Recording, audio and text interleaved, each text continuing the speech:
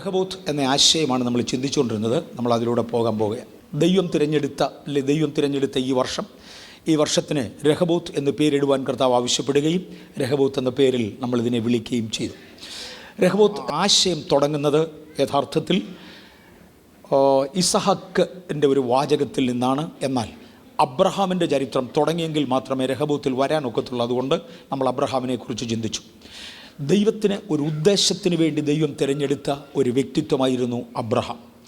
ദൈവത്തിൻ്റെ ഒരു കോളനിയായി ഭൂമിയെ മാറ്റേണ്ടതിന് വേണ്ടി ദൈവത്തിൻ്റെ സാദൃശ്യത്തിലും ദൈവത്തിൻ്റെ സ്വരൂപത്തിലും ദൈവത്തിൻ്റെ വൈസ്രോയിയായി ദൈവം ആദം ഹവ്വമാരെ സൃഷ്ടിച്ചു. ജീവിക്കുവാൻ ഏറ്റവും നല്ല ചുറ്റുവട്ടവും സാഹചര്യങ്ങളും ഒരുക്കിയെങ്കിലും കാലത്തിൻ്റെ പോക്കിൽ അദ്ദേഹം ആ സ്ഥാനം മുഴുവനും നഷ്ടമാക്കുകയും ദൈവത്തിൻ്റെ വൈസ്രോയി എന്ന സ്ഥാനത്ത് നിന്ന് ദൈവത്തിൻ്റെ സാദൃശ്യവും ദൈവത്തിൻ്റെ സ്വരൂപവും നഷ്ടമാക്കി പൈശാചികമായ ഒന്നിലേക്ക് അഥവാ വീണുപോയ ഒന്നിലേക്ക് മാറി ആദമിന് ലഭിച്ചിരുന്ന നന്മകൾ അദ്ദേഹം നഷ്ടമാക്കി കളഞ്ഞു. തുടർന്ന് ദൈവത്തിൻ്റെ പ്രത്യേക കരുണയാൽ നോഹയുടെ കാലം വരെ പോയി. നോഹയെ ദൈവം ഒരു വളർച്ചയ്ക്ക് വേണ്ടി തിരഞ്ഞെടുത്തു. ആ വളർച്ചയ്ക്ക് വേണ്ടി തിരഞ്ഞെടുക്കുമ്പോൾ നോഹയുടെ ജീവിതത്തിൽ താൻ നീതിമാനായിരുന്നു എന്ന് കാണാം. റൈച്ചസ് ആൻഡ് പെർഫെക്റ്റ് എന്ന ഇംഗ്ലീഷ് പദമാണ് ഇംഗ്ലീഷ് വേദപുസ്തകത്തിൽ കൊടുത്തിരിക്കുന്നത്. എന്നാൽ തമിയം എന്ന പദമാണ് എബ്രായ വേദപുസ്തകത്തിൽ. തമിയം എന്ന വാക്കിൻ്റെ അർത്ഥം ദൈവം സൃഷ്ടിച്ച ഒറിജിനാലിറ്റി സൂക്ഷിച്ചവൻ എന്നാണ് ആ വാക്കിൻ്റെ അർത്ഥം. ദൈവം സൃഷ്ടിച്ച ഒറിജിനാലിറ്റി സൂക്ഷിച്ചവൻ. അങ്ങനെ നോഹ വരെ വന്നു. നോഹയ്ക്ക് തുടർന്ന് നന്നായി ജീവിക്കേണ്ട സാഹചര്യങ്ങൾ ദൈവം ഒരുക്കി കൊടുത്തെങ്കിലും വീണുപോയ ദൂതന്മാരുടെ ആക്രമണ ശക്തി അത്രയധികമായിരുന്നു. പുതിയ നിയമഭാഷയിൽ നമ്മൾ ആ പദം വരെ എത്താൻ ഞാൻ ആഗ്രഹിക്കുന്നു. ആ കാലഗതിക്കനുസരിച്ച് മാറിപ്പോയി. കാലഗതികളിൽ പ്രവർത്തിക്കുന്ന പൈശാചികൻ അദ്ദേഹത്തെ നശിപ്പിച്ചു. അങ്ങനെ നോഹ തകർന്ന ശേഷം ദൈവം തിരഞ്ഞെടുത്ത മൂന്നാമത്തെ വ്യക്തിത്വമായിരുന്നു അബ്രഹാം. അബ്രഹാമിനെ ദൈവം തിരഞ്ഞെടുക്കുമ്പോൾ ഒരു വിശുദ്ധ തലമുറയെ ശേഷിപ്പിക്കേണ്ടതിന്, ഒരു ഗോഡ്ലി നേഷൻ ലോകത്തിൽ കൊണ്ടുവരേണ്ടതിന് ദൈവം അബ്രഹാമിനെ വിളിച്ചു. അബ്രഹാമിൻ്റെ പിതാവായ തേരഹും അദ്ദേഹത്തിൻ്റെ പിതാവും ഗ്രാൻഡ് ഫാദറും എല്ലാവരും നാഹോറും ഇവരെല്ലാം ജാതികളായിരുന്നു. ദൈവത്തെക്കുറിച്ച് അറിവില്ലാത്ത, അല്ലെങ്കിൽ നാം ഇന്ന് പറയുന്ന സത്യദൈവത്തെ കണ്ടിട്ടില്ലാത്ത കേട്ടിട്ടില്ലാത്ത നാഹോറിന് ജനിച്ച തേരഹിൻ്റെ മകനായി വന്ന അബ്രഹാം അദ്ദേഹം തികഞ്ഞ ജാതിയായിരുന്നു. അദ്ദേഹത്തെ ദൈവത്തിന് തിരിഹിതമായി കരുണ തോന്നി തിരഞ്ഞെടുത്തു. നമ്മെ തിരഞ്ഞെടുത്തതുപോലെ തൻ്റെ കൂടെ കൊടുക്കുവാൻ ഒരു പെൺകുഞ്ഞിനെ ലഭിച്ചത് അദ്ദേഹത്തിൻ്റെ ഹാഫ് സിസ്റ്റർ ആയിരുന്നു. തൻ്റെ ഒരു വകയിൽ പെങ്ങളും, അല്ലെങ്കിൽ ഹാഫ് സിസ്റ്റർ തൻ്റെ ഒരളവിൽ പെങ്ങളും, അതേസമയം തൻ ഭാര്യയായി അംഗീകരിച്ചവളുമായ സേറയായിരുന്നു. അവളും പക്ക ജാതിയായിരുന്നു. ആ രണ്ട് ജാതികളെ ദൈവം ഒരുമിച്ച് ചേർത്തു. എന്നിട്ട് അവരോട് പറഞ്ഞു, ഞാൻ നിങ്ങളെ ആകെ മാറ്റാൻ പോവുകയാണ്. എനിക്ക് വേണ്ടത്, നിങ്ങളിൽ നിന്ന് എനിക്ക് വേണ്ടത് ഒരു വിശുദ്ധ ജാതിയാണ്, ഒരു വിശുദ്ധ സാമ്രാജ്യമാണ്. ഇതിനിടയ്ക്ക് വരും രഹബോത്ത്. എന്നെയും നിങ്ങളെയും തിരഞ്ഞെടുത്തത് ഒരു രഹബോത്തിലൂടെ നടത്തി ഒരു വിശുദ്ധ ജനത്തെ ദൈവത്തിന് വേണ്ടി ഉണ്ടാക്കാനാണ്. ബാക്ക്ഗ്രൗണ്ടുകൾ അവിടെ ഉണ്ടെങ്കിലും തിരുത്തുവാൻ കഴിയുന്നവനായ ദൈവം അതിനെ തിരുത്തിയെടുക്കും. അബ്രഹാമിൻ്റെ ആകെ ചരിത്രം വിക്കിപീഡിയയിൽ പറയുന്നതിനനുസരിച്ച് അദ്ദേഹം ഏതാണ്ട് 200 വർഷത്തോളം ജീവിച്ചിരുന്നു. 1800 മുതൽ BC 1800 മുതൽ 1600 വരെയുള്ള സമയത്തിനകം അദ്ദേഹം തീർന്നു. അദ്ദേഹം ജനിച്ചു. 3 ഭാര്യമാരെങ്കിലും തനിക്കുണ്ടായിരുന്നു. ഞാൻ പറഞ്ഞു, ഇവരെല്ലാം ജാതികളായിരുന്നു. ആ കസ്റ്റം അവർ ഫോളോ ചെയ്തിരുന്നു. അവരുടെ സിസ്റ്റം ഫോളോ ചെയ്തിരുന്നു. കാര്യം, ജാതികളെ നടത്തിയിരുന്ന ദേവന്മാരുടെ മലിനതയ്ക്കും മ്ലേച്ഛതകൾക്കും ഒത്തവണ്ണം അവർ, നമ്മുടെ ദൈവത്തിൻ്റെ വിശുദ്ധിക്കൊത്തവണ്ണം നാം ജീവിക്കുന്നത് പോലെ ജാതികളുടെ ദേവന്മാരുടെ മലിനതയ്ക്കൊത്തവണ്ണം അവർ ജീവിക്കുകയും കണ്ടതും അനുവദിച്ചതും അനുവദിക്കപ്പെടാത്തതും ഒക്കെ അവരുടെ ജീവിതത്തിൽ കയറുകയും, അങ്ങനെ 3 ഭാര്യമാരെങ്കിലും അബ്രഹാമിനുണ്ടായിരുന്നു.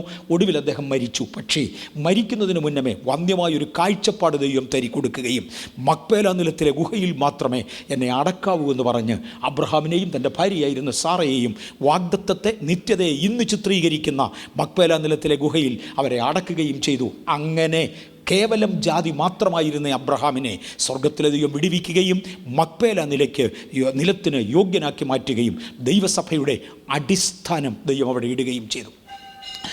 എഗെയിൻ ദൈവത്തിന് ആ ഗോഡ്ലി ജനറേഷൻ കൊണ്ടുപോയേ മതിയാകുകയുള്ളൂ.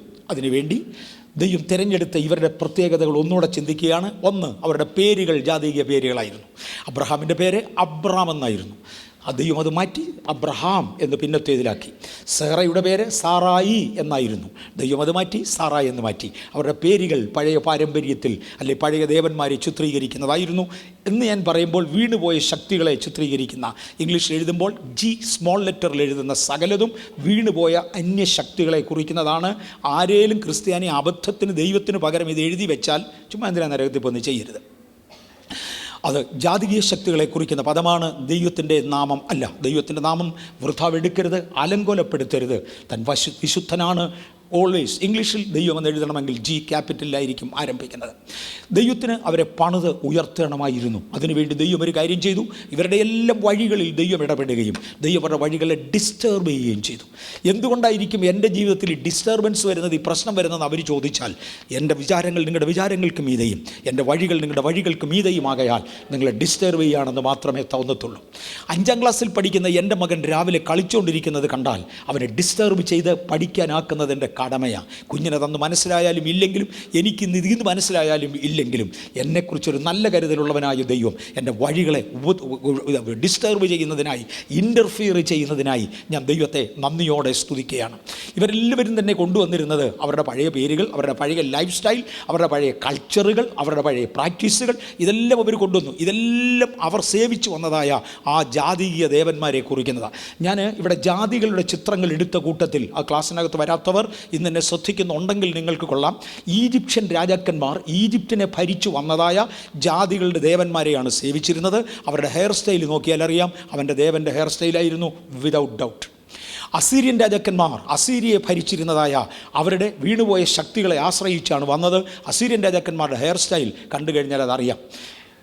ഓരോ ജാതി അവരുടെ കൾച്ചറിലുള്ളതായ അവരുടെ സ്ട്രക്ചറുകൾ, അവരുടെ കരിങ്കല്ലുകളിൽ കൊത്തിയുണ്ടാക്കുന്ന പണികൾ ഓരോന്നെടുത്ത് അനലൈസ് ചെയ്താൽ ഇതൊരു സാധാരണക്കാരൻ്റെ ചിന്തയിലല്ല ഞാൻ പറയുന്നത്, ഒരു അല്പം കൂടെ കടന്ന അതിനപ്പുറത്ത് ബഥേലിൻ്റെ സ്റ്റാൻഡേർഡിലാണ് ഞാൻ ഇന്ന് സംസാരിക്കുന്നത്. എടുത്ത് കണ്ടാൽ അവരവരുടെ ദേവന്മാരെ അവരനുസരിച്ചിരുന്നു, അഥവാ പ്രാക്ടീസസ്, ദ കൾച്ചറൽ ബാക്ക്ഗ്രൗണ്ട്സ് അവർക്കുണ്ടായിരുന്നു. ഇതെല്ലാം ദൈവം തട്ടിയുടച്ചു, അവരുടെ വഴിയിൽ ഇൻ്റർഫിയർ ചെയ്തു. എടാ, എൻ്റെ പേര് വർഗീസ് എന്നാണെങ്കിലോ വർഗീസി എന്നാണെങ്കിലോ നിങ്ങൾക്ക് എന്നാ ഡൗട്ട്, നിങ്ങൾക്ക് എന്നാ തകരാറ്? മോനെ, അതൊക്കെ നിനക്ക് പറയാം, പക്ഷേ ഞാനാണ് കൊണ്ടുപോകുന്നതെങ്കിൽ എൻ്റെ യജമാനന് പറയാനുള്ളത് ഞാൻ പറയുന്ന പോലെ വിളിച്ചേ പറ്റുള്ളൂ. കാര്യം നിൻ്റെ പേരിൽ, നിൻ്റെ നടപ്പിൽ, നിൻ്റെ പോക്കിൽ, ശൈലിയിൽ എനിക്ക് ചിലത് ചെയ്യാനുണ്ട്, അത് ഞാൻ ചെയ്തിരിക്കും.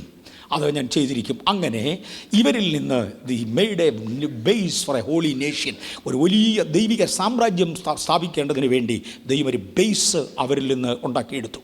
അബ്രഹാമിനെ കുറിച്ച് ഒന്നുകൂടെ നോക്കാം. ഉൽപ്പത്തി 12-ാമത്തെ അധ്യായത്തിൽ അവൻ വാഗ്ദത്തത്തിനായി വിളിക്കപ്പെട്ടു. നീ എന്നെ അനുഗമിക്ക്, ഞാൻ നിന്നെ ഒരു വലിയവനാക്കാം. ഒരുപാട് വാഗ്ദത്തങ്ങൾ അധികം കൊടുത്തു. അധികം പ്രയാസം അദ്ദേഹം നേരിടേണ്ടി വന്നു. അവിടെ ഇവിടെ മാറി മാറി താമസിച്ചു. കണ്ടവനും കേട്ടവനും തന്നെ ഓടിച്ചു. തനിക്കൊരു വല്ലാത്ത ജീവിത ശൈലി ഉണ്ടായിരുന്നു. ആർക്കും വേണ്ടാത്തവൻ, വന്നു കയറിയവൻ എന്നിത്യാദികൾ വിളിക്കത്തക്കതിന് വണ്ണം ഉടമസ്ഥനില്ലാതെ നടക്കുന്നവനെ വിളിക്കുന്ന അമാന്യമായ പേര് എബ്രായൻ, വഴിപോക്കൻ, വരത്തൻ എന്ന് മലയാളത്തിൽ പറയുന്ന ആ പേരുകൊണ്ട് അദ്ദേഹത്തെ വിളിച്ചു. പക്ഷേ അദ്ദേഹം ദൈവത്തോട് പറ്റുനിന്നു. തൻ്റെ പിതാക്കന്മാരിൽ ഒരുത്തൻ പോലും ചെയ്തിട്ടില്ലാത്തതും എങ്ങും സ്ഥാപിച്ചെടുക്കുവാൻ കഴിയാത്തതുമായ ഒരു ദർശനം ഒരിക്കൽ ദൈവം കൊടുത്തേച്ചു പറഞ്ഞു, എനിക്കും നിനക്കും മധ്യേ ഒരു ഉടമ്പടി വേണം.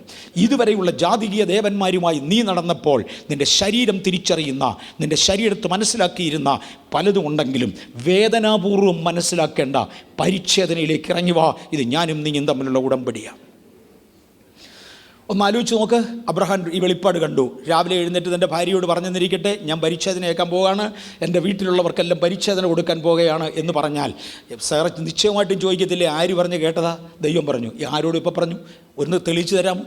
ആരെങ്കിലും കേട്ട സാക്ഷിയുണ്ടോ? ഇതിന് എവിടെയെങ്കിലും ഒരു പ്രൂഫുണ്ടോ? ഭൂമിയിൽ ആരെങ്കിലും ഇത് ചെയ്തിട്ടുണ്ടോ? ഇന്ന് വരെ ജീവിച്ചിരുന്ന മനുഷ്യരുടെ കൂട്ടത്തിൽ നീ ഒരുത്തൻ മാത്രം മിടുക്കനെന്ന് തെറ്റിദ്ധരിക്കരുത്. ദൈവം പറഞ്ഞെന്ന് ആര് പറഞ്ഞു? അബ്രഹാമിനൊരു മറുപടി പറവാൻ കാണും. ഞാൻ ആരെ വിശ്വസിച്ചിരിക്കുന്നുവെന്ന് എനിക്കറിയാം. എനിക്കൊരു വെളിപ്പാട് തന്ന് ഇറക്കിയവനെ എനിക്കറിയാം. ഇന്ന് ഇതിനകത്തിരിക്കുന്ന ദൈവമക്കളിൽ ചിലരോട് പരിശുദ്ധാത്മാവ് ഇടപെടുന്നെങ്കിൽ അതിനായിരിക്കും ഇത്രയും ആരോഗ്യം ദൈവം എനിക്ക് രാവിലെ തന്നത്. ഇന്ന് രാവിലെ ദൈവം ഇടപെടുകയാണ്. ലോകത്തിൻ്റെ വിവിധ ഭാഗങ്ങളിൽ എന്നെ ശ്രദ്ധിക്കുന്നവർ, ആരോടും പറഞ്ഞു മനസ്സിലാക്കാൻ കഴിയാത്ത, ആർക്കും വിശദീകരിച്ചു കൊടുക്കാൻ കഴിയാത്ത, ചരിത്രത്തിൽ തെളിവില്ലാത്ത, ഒരൊറ്റ ഇൻസിഡൻറ്റ് കൊണ്ട് തെളിയിക്കാൻ കഴിയാത്ത, യാതൊരു പൂർവ്വചരിത്രവും പറയാനില്ലാത്ത, യാതൊരു പാരമ്പര്യത്തിലും ചാരുവാനില്ലാത്ത ഒരാശയം ദൈവത്തിങ്കിൽ നിന്ന് പ്രാപിച്ചാൽ, ദൈവമേ അങ്ങ് എന്താണ് ഇത്ര പർട്ടിക്കുലറായി ഇരിക്കുന്നത്? എനിക്ക് ഈ ജാതികളിൽ നിന്ന് ഒരു വിശുദ്ധ സമൂഹത്തെ വേണം. ആദാമിനെ കൊണ്ടുപോയ പിശാചിൻ്റെ സാമ്രാജ്യത്തെ നശിപ്പിക്കുവാൻ, എൻ്റെ ദാസന്മാരെ നശിപ്പിച്ചവനെ തിരികെ ചോദ്യം ചെയ്യുവാൻ എനിക്കൊരു ജാതി വേണം. അതിനുവേണ്ടി കൊണ്ടുവരികയാണ്. അങ്ങനെ അബ്രഹാം പരിച്ഛേദനയേറ്റു. അബ്രഹാമിൻ്റെ വീട്ടിലുള്ള സകലതും താൻ അവിടെ ഒത്തിരി സ്വാധീനത ഉപയോഗിക്കുന്നുണ്ട്. താൻ പണം കൊടുത്തു വാങ്ങിച്ച സകല അടിമയും, തൻ്റെ ചെലവിൽ കഴിയുന്ന സകല മനുഷ്യനും, താൻ പറഞ്ഞ കേട്ടെ മതിയാകൂ എന്നുള്ളവനെ സകലതിനെയും. ഭൂമിയിലൊരു മനുഷ്യൻ ഇത് അംഗീകരിക്കുന്നതല്ലെന്ന് മറക്കരുത്. ഭൂമിയിലൊരു മനുഷ്യൻ ഇതിനോട് അടുത്തു വരാൻ താല്പര്യമുണ്ട് എന്ന് തോന്നരുത്. ശാരീരികമായി അവർക്ക് വേദനയുള്ളൂ, യാതൊരു ഗുണവും ഉണ്ടാകാനില്ല. ഇങ്ങനെയുള്ള കാര്യങ്ങൾ ചരിത്രത്തിൽ ആദ്യമായി ചെയ്യുവാൻ, ദൈവത്തെ അനുസരിക്കുവാൻ അവർ തയ്യാറാകണമെന്നില്ല. പക്ഷേ അബ്രഹാമിനുള്ള ഇൻഫ്ലുവൻസ് അദ്ദേഹം ഉപയോഗിച്ചുകൊണ്ട് അദ്ദേഹം പറഞ്ഞു, എൻ്റെ വീട്ടിൽ എൻ്റെ വകയായി പാർക്കണമെങ്കിൽ എൻ്റെ ദൈവം പറഞ്ഞതുപോലെ മതി. നമുക്ക് നമ്മുടെ സ്വന്തം കുഞ്ഞുങ്ങളെ കൺട്രോൾ ചെയ്യാൻ ഒക്കാത്ത സാഹചര്യം മറക്കല്ല് കേട്ടോ. നമുക്ക് നമ്മുടെ സ്വന്തം കുഞ്ഞുങ്ങളെ കൺട്രോൾ ചെയ്യാൻ ഒക്കാത്ത കാലം, ഒരുപക്ഷെ പിള്ളേർ തിരിഞ്ഞ് നമ്മുടെ പെടലിക്ക് കയറുന്ന പരുവം.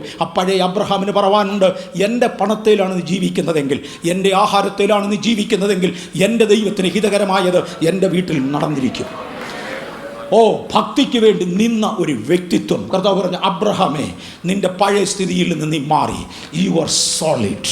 എനിക്ക് നിന്നിലൊരു പണി ചെയ്യുവാൻ കഴിയും. എൻ്റെ കൃപ പകർന്നു വെക്കുവാൻ കൊള്ളാവുന്ന ബലമുള്ള ഒരു പാത്രമായി നീ മാറിക്കൊണ്ടിരിക്കുകയാണ്. ആകയാൽ ഞാൻ അങ്ങയെ ഉപയോഗിക്കട്ടെ. ദൈവം അബ്രഹാമിനെ ഉപയോഗിക്കാൻ തുടങ്ങി. ഈ ആശയങ്ങൾ ലഭിച്ചവർക്കായി സ്തോത്രം. ഒടുവിലാണ് തനിക്ക് ഒരു മകൻ ജനിക്കുന്നത്. ഇസഹാക്ക് ജനിച്ചു. ഞാൻ പറഞ്ഞു, ജാതീയ പാരമ്പര്യങ്ങൾ ഇതിനിടയ്ക്കും പോകുന്നുണ്ട്. ഇതിനിടയ്ക്കും അബ്രഹാം ദൈവിക പാരമ്പര്യം വിടുന്നുണ്ട്. കാര്യം തൻ്റെ ബാക്ക്ഗ്രൗണ്ട് അതാ മറക്കരുത്. ദൈവം ഇഞ്ചിഞ്ചായി അബ്രഹാമിനെ പണിതുകൊണ്ടിരിക്കുക, ഉടച്ച് മോൾഡ് ചെയ്തുകൊണ്ടിരിക്കുകയാണ്. ഒടുവിൽ തൻ്റെ രക്തത്തിൽ നിന്ന്, തൻ്റെ ഭാര്യയിൽ നിന്ന് തനിക്കൊരു ഇസഹാക്ക് ജനിച്ചു. ഇസഹാക്കിനെ 8-ാം നാളിൽ പരിച്ഛേദന ഏൽപ്പിച്ചു. ഭൂലോക ചരിത്രത്തിൽ ആദ്യമായി ദൈവപ്രമാണപ്രകാരം പരിച്ഛേദനയേറ്റ, സ്റ്റിൽ സെമി കൺവേർട്ട്, കംപ്ലീറ്റ് ആയിട്ടില്ല. കാര്യം അദ്ദേഹത്തിൻ്റെ കൂടെ കൂടാനൊരു പെങ്കൊച്ച് ഇതുവരെ ഇല്ല. ഇവർ രണ്ടുപേരും ആയിരുന്ന പാരമ്പര്യങ്ങളുടെ പിന്തുടർച്ചയിൽ കുറേയൊക്കെ അദ്ദേഹത്തിൻ്റെയിലും ഉണ്ട്. മുഴുവനും വിശദീകരിച്ചു കൊടുത്തതായി നാം തിരുവചനത്തിൽ കാണുന്നില്ല. തിരുവചനത്തിൻ്റെ ദൈവത്തിൻ്റെ ഹിതത്തിൻ്റെ പൂർണ്ണ വിശദീകരണം അവർക്ക് ലഭിക്കുന്നത് ലേവ്യ പുസ്തകത്തിലാണ്. പുറപ്പാട് പുസ്തകത്തിലാണ് 10 കൽപ്പനകൾ അങ്ങോട്ട് കൊടുക്കുമ്പോൾ. ലേവ്യർ എന്ന് ഞാൻ പറഞ്ഞ തെറ്റിയില്ല കേട്ടോ. അതിൻ്റെ വിശദീകരണങ്ങൾ ലേവ്യർ മുഖേന ഏൽപ്പിക്കുമ്പോഴാണ് അതിൻ്റെ സത്തെന്തവാന്ന് ജനം മനസ്സിലാകുന്നത്. അതുവരെയുള്ള നൂറ്റാണ്ടുകൾ ഭാഗികമായി ദൈവം അവരെ പണിതുകൊണ്ടിരിക്കുകയാണ്. അങ്ങനെ പണിതു. ഏതായാലും അതിൻ്റെ ആദ്യത്തെ പരിച്ഛേദന സമയത്തിനേറ്റ മനുഷ്യൻ വന്നു. അബ്രഹാമിൻ്റെ കാലത്തു ഞാൻ പയ്യെ മാറാൻ പോകാണ്. പക്ഷേ മാറുന്നതിന് മുന്നമേ അബ്രഹാമിന് ദൈവം ഓടക്കി ഉരിച്ച 21-ാമത്തെ അധ്യായം ഒന്ന് തൊട്ടേച്ച് വേഗത്തിൽ മാറാൻ ആഗ്രഹിക്കുക. എത്രയും തീരുമാനം ദൈവത്തിൻ്റെ ഇരിക്കുന്നു. ദൈവം അബ്രഹാമിനെ 21-ാമത്തെ അധ്യായത്തിൽ, ഉൽപ്പത്തി പുസ്തകം 21-ാം അധ്യായത്തിലാണ് ഉടച്ചുപണി ചെയ്യുന്നത്. ഉൽപ്പത്തി പുസ്തകം 21-ാമത്തെ അധ്യായത്തിൽ വരുമ്പോൾ ഞാൻ പറഞ്ഞു, ജാതകീയ പഴക്കങ്ങൾ അനുസരിച്ച് ഹാഗർ എന്ന ഒരു ഭാര്യയും കൂടെ തനിക്കായി. അരിതത്തെ ഒരു മകൻ ഇസ്മായേൽ തൻ്റെ വീട്ടിൽ ജനിച്ചു. അവനാണ് പരിഹാസിയ, എന്തിനും കളിയാക്കുന്നൊരു വിഭാഗം. ഏതാണ്ട് മാസികക്കാരുടെ ടൈപ്പാണ് ഇവൻ. ഈ ചെറുക്കൻ ഇസ്മായേൽ, ഇവന് എന്ത് പറഞ്ഞാലും കളിയാക്കുന്നവനാണ്. കളിയാക്കുന്ന ഒരു പ്രകൃതി അവനുണ്ട്, ഒരു കൾച്ചർ അവനുണ്ട്. കാര്യം അത് ദൈവത്തിങ്കിൽ നിന്നുള്ളതല്ല. ഇവൻ പരിഹാസിയായ മകനാണ്. ഇസഹാക്കിൻ്റെ സ്വഭാവം ദൈവത്തിന് സഹിക്കാവുന്നതല്ല. അവനും പരിച്ഛേദനയേറ്റവനായി, യാതൊരു സംശയവുമില്ല. സ്നാനപ്പെട്ടതുകൊണ്ട് പണിയായെന്നല്ല ഞാൻ പറഞ്ഞത്, ജീവിതം മാറേണ്ടിയിരിക്കുന്നു. ആകയാൽ ദൈവം പറഞ്ഞു, നീ ഇവനെ പുറത്താക്ക്. സജഷൻ ആദ്യമേ വന്ന സാറയിൽ നിന്ന്. ഹാഗറിനെ ഭാര്യയായി എടുക്കുവാൻ സജസ്റ്റ് ചെയ്ത അതേ സാറ തന്നെ നാളെ ഒരിക്കൽ തിരിച്ചു പറഞ്ഞു, ഒരു സൈൻ അബ്രഹാമിന് ലഭിച്ചു. ആ സൈൻ എന്ന പദം ഞാൻ എടുക്കുക, ഇതുവരെ പറഞ്ഞതിൽ ശരിയായില്ല എന്ന് സാറ തിരിച്ച് സമ്മതിച്ചുകൊണ്ട് ദർ ഇസ് എ സൈൻ. പക്ഷേ അബ്രഹാം പറഞ്ഞു, അത് നടക്കുന്ന കാര്യമല്ല, തൻ്റെ മകൻ മുഖേന എന്ന്. ഞാൻ ആ ഭാഗത്ത് ഇന്ന് തിരിച്ചു വരുന്നില്ല. ഞാൻ ഒരു പ്രാവശ്യം ബഥേലിൽ വിശദീകരിച്ചതാണ്. സത്യത്തിൽ അധികം ചിന്ത അബ്രഹാമിന് ഉണ്ടായിരുന്നു. ഒരിക്കൽ തൻ ഭാര്യയായി അംഗീകരിച്ച തൻ്റെ അതേ വീട്ടിൽ താമസിക്കുന്ന ഹാഗറുമായി ബന്ധം വിട്ടുകളഞ്ഞു എന്ന് പറയാൻ ഒക്കത്തില്ല, നിശ്ചയമായും ഒക്കത്തില്ല. സേറ പറഞ്ഞു, അവളെ വിടാൻ പറഞ്ഞു. പക്ഷേ അബ്രഹാം ആ കാര്യത്തെക്കുറിച്ചേ സംസാരിച്ചില്ല. പറഞ്ഞു, മോനോടുള്ള സ്നേഹക്കൂടുതൽ കൊണ്ടാന്ന് പറഞ്ഞു. അന്ന് രാത്രി യഹോവ വെളിപ്പെട്ടു. ഈ പദം ഞാൻ ഇതിനു മുമ്പ് പറഞ്ഞിട്ടുണ്ട്. എന്നിട്ട് അബ്രഹാമിനോട് പറഞ്ഞു, എൻ്റെ മോന്തയ്ക്കോട്ട് നോക്കടാന്ന് പറഞ്ഞു. പറയടാ, ബന്ധമൊന്നുമില്ലെന്ന്. സകല രഹസ്യങ്ങളും നന്നായി അറിയുന്നവനായ ദൈവത്തിൻ്റെ മുമ്പിൽ ഒരു രഹസ്യവും മറച്ചു വെക്കാനില്ലാത്തതിനാൽ എം എ വർഗീസിനോട് പലർക്കും പറയാം, അന്യോന്യം പലർക്കും പറയാം, മാതാപിതാക്കളോട് പലർക്കും പറയാം, കുഞ്ഞുങ്ങളോടോ ഭാര്യയോടോ ഭർത്താവിനോടോ പറയാം. പക്ഷേ അങ്ങനെയുള്ളവരെ പണിയുന്നത് ദൈവമാണെങ്കിൽ ഒരൊറ്റ ചോദ്യമാണ്, എൻ്റെ മുഖത്ത് നോക്ക്, പറ, മറ്റു ബന്ധമില്ലേ? നിൻ്റെ ഭാര്യ പറഞ്ഞ ഒന്നാമത്തേതിൽ നീ അനുസരിച്ചു, ഞാൻ നിന്നെ കുറ്റം വിധിക്കുന്നില്ല. രണ്ടാമത്തേതിലും അനുസരിക്ക്. ഭാര്യയെയും മകനെയും ഹാഗറിനെയും ദാസനെയും പുറത്താക്ക്. എനിക്കൊന്ന്, ഞാനാണെങ്കിൽ 3 മാസമെങ്കിലും ഉപവസിച്ചേച്ച് ദൈവഹിതം മാറുമോ എന്ന് നോക്കിയെന്ന് വരാം. നമ്മളിൽ ഒരാളാണെങ്കിൽ ഒരുപാട് പ്രാവശ്യം പ്രവാചകനെ വിളിച്ച് ചോദിച്ചെന്ന് വരാം, പലതും ചെയ്തെന്ന് വരാം. അബ്രഹാം അധികാലത്തെഴുന്നേറ്റു. Praise the Lord. ദൈവം ഇടപെട്ട് കഴിഞ്ഞാൽ ലോകത്തോട് ആലോചന ചോദിക്കാതെ ദൈവത്തെ അനുസരിച്ച ഒരു അബ്രഹാം അതിരാവിലെ എഴുന്നേറ്റു. എൻ്റെ ഭാഷയിൽ കൈ രണ്ടും തലയിലോട്ട് കെട്ടി കിഴക്കോട്ട് തിരിഞ്ഞു നിന്ന് 1000 തവണ തന്നെത്താൻ പ്രാകുകയും തന്നെത്താൻ ശപിക്കുകയും ചെയ്തെന്ന് വന്നേക്കാം. ഇതെല്ലാം രഹസ്യമാ. വെളിയിലോട്ടിറങ്ങി നിന്ന് ഹാഗറിനോട് പറഞ്ഞു, എടുക്ക കൊച്ചിനെ, പിടിച്ചോ വെള്ളം, തേണ്ടിരിക്കുന്ന അപ്പം, പോ, ഇറങ്ങി വിടുന്ന. കാര്യം ദൈവം ഇടപെട്ട് കഴിഞ്ഞാൽ അതിനപ്പുറത്ത് എനിക്ക് സാധ്യമല്ല. ഇന്ന് പകൽ ദൈവത്തിന് പണിയാൻ കൊള്ളാവുന്ന ഒരു ബേസ് നമ്മുടെ ഇടയിൽ നിന്ന് കിട്ടുമോ? നമ്മുടെ മെസ്സേജിലോട്ട് ഞാൻ കയറി വരികയാണ്. നമുക്ക് ദൈവത്തിന് പണിയാൻ കൊള്ളാവുന്ന ഒരു ബേസ് നമ്മിൽ കാണുവാൻ കഴിയുമോ? ദൈവം 10,000 ശോധന ചെയ്ത കൂട്ടത്തിൽ ദൈവം നമ്മയും കൂടെ കൊണ്ടുവന്നതിനായി നന്ദിയോടെ സ്തോത്രം. ഈ അബ്രഹാം ഇങ്ങനെ ഒരു വ്യത്യാസയിലൂടെ വന്നതോടുകൂടെ 21-ാമത്തെ അധ്യായത്തിൽ തന്നെ ഹാഗറിനെ ഇറക്കി വിട്ട് കഴിഞ്ഞപ്പോൾ, ഇത് ഭയങ്കര സ്റ്റെപ്പാ ജീവിതത്തിൽ, ഇറക്കി വിട്ട് കഴിഞ്ഞപ്പോൾ സാഹചര്യങ്ങൾ തിരിയാൻ തുടങ്ങി. ഇതുവരെ ഓടിച്ചു കളഞ്ഞ നാട്ടുകാർ രണ്ട് അബ്രഹാമിൻ്റെ പുറകെ പിടിച്ചു. അബീമേലെക്ക് എന്ന ജാതികീയ രാജാവ്, അബ്രഹാമിനെ ചെയ്സ് ചെയ്തവൻ, തൻ്റെ കുഴികളും കിണറുകളും മണ്ണിട്ട് നികത്തിയവൻ, ചെയ്ത അധ്വാനം മുഴുവനും നശിപ്പിച്ചവൻ, തൻ്റെ പിഹിക്കോൽ, തൻ്റെ 2-3 സ്പെല്ലിംഗ് മലയാളത്തിലുണ്ട്, പക്ഷേ ഇംഗ്ലീഷിൽ വരുമ്പോൾ എല്ലാം കൂടെ ഒന്ന് തന്നെയാണ്. പിഹിക്കോൽ എന്നാണ് സംതിങ് ലൈക്ക് അങ്ങനെ ആ പേര്. ആ സർവ്വ സൈന്യാധിപനും അബീമേലെക്ക് എന്ന രാജാവുമായി അബ്രഹാമിൻ്റെ പുറകെ പോയി. അബ്രഹാം ഓടിപ്പോയി താമസിക്കുന്ന ഇടത്തി എന്ന അബ്രഹാമിനെ കണ്ടു. അബ്രഹാമിനോട് പറഞ്ഞു, നമുക്ക് തമ്മിൽ ഒരു ഉടമ്പടി വേണം. മറക്കരുത്, അന്നും അബ്രഹാം താമസിക്കുന്ന ഏരിയയുടെ രാജാവാണ് അബീമേലെക്ക്. രാജാവ് ചെന്നിട്ട് അബ്രഹാമിനോട് പറയുക, മറുപടി ബൈബിൾ പറയുന്നത്, അബ്രഹാം അബീമേലെക്കിനെ ഭത്സിച്ച് സംസാരിച്ചു. എന്തോ അതോറിറ്റിയായി ഇത്? അബീമേലെക്കേ, ഞാൻ ഓടിയത് കൊണ്ട് നീ വിചാരിച്ചു നിന്നെ പേടിച്ചു പോയതാന്ന്. അല്ലടാ, നിൻ്റെ മൂക്കിൽ ശ്വാസം നിയമിച്ച എൻ്റെ കർത്താവിനെ അനുസരിച്ചതുകൊണ്ടാണ്. നിന്നോട് തിരിഞ്ഞ് സംസാരിക്കാൻ എനിക്ക് അറിയാം. തിരിഞ്ഞ് സംസാരിക്കുവാനുള്ള ആക്കം എൻ്റെ അകത്ത് സ്വർഗത്തിലെ ദൈവം തന്നിട്ടുണ്ട്. ഇന്ന് പകൽ വെടക്കെന്ന് പേരെണ്ണി നാട്ടുകാർക്ക് കാണണ്ട എന്ന് പറഞ്ഞ് എബ്രായൻ എന്ന് പരസ്യമായി വിളിച്ച ചിലതിൻ്റെ നേരെ തിരിഞ്ഞു നിന്ന് ഭത്സിച്ച് സംസാരിക്കുന്ന ദിവസങ്ങൾ സ്വർഗം ദൈവമക്കളുടെ മുമ്പിൽ ഒരുക്കട്ടെ എന്ന് ഞാൻ ദൈവനാമത്തിൽ പ്രാർത്ഥിക്കുകയാണ്. മറക്കരുത്, നാം ദൂതന്മാരെ ന്യായം വിധിക്കും. മറക്കരുത്, നാം ഇസ്രായേൽ ഗോത്രത്തെ ന്യായം വിധിക്കും. മറക്കരുത്, നാം ന്യായം വിധിക്കേണ്ട സകലതിനെയും ദൂതന്മാരെ ഉൾപ്പെടെ ന്യായം വിധിക്കും. കാര്യം ദൈവം എന്നിൽ കൃപ പകർന്നു വെക്കുവാൻ എന്നെ ഒരു പാത്രമായി കണ്ടെങ്കിൽ, ഞാൻ എന്നെ എന്ന് പറയുന്നത് ഈ സ്റ്റേജിൽ നിൽക്കുന്ന ഞാനല്ല, എന്നെ കേട്ടുകൊണ്ടിരിക്കുന്ന ഓരോ വ്യക്തികൾ, ദൈവത്തിൻ്റെ കൃപ സംഭരിച്ചു വെക്കുവാൻ കൊള്ളാവുന്ന നമ്മിൽ ഓരോരുത്തരോടുള്ള ഇടപെടലാണ് ദൈവം നമ്മെ പണിയുന്നെങ്കിൽ നമ്മിൽ ചിലതിനെ ദൈവം ശക്തീകരിക്കും. അബ്രഹാം ഭത്സിച്ച് സംസാരിച്ചു. ഞാൻ അതൊന്ന് തൊട്ടോട്ടെ. ഉൽപ്പത്തി 26:27 ഇസഹാക്കും ഇതേ കാര്യം ആവർത്തിച്ചു. അബ്രഹാമിൻ്റെ ജീവിതത്തിൽ ഒരു വിടുതലുണ്ടായി. ഇയാളോട് ഭത്സിച്ച് സംസാരിച്ചത് കൊണ്ട് അബ്രഹാം അവിടെ സ്ഥിരം താമസിച്ചതിൻ്റെ അധികാരം ഉറപ്പിച്ചില്ല. ദൈവം അബ്രഹാമിനോടൊരു വാക്ക് പറഞ്ഞിട്ടുണ്ടായിരുന്നു, ദേശത്ത് നെടുകയും കുറുകയും നടന്നോളാൻ. മനസ്സിലായോ?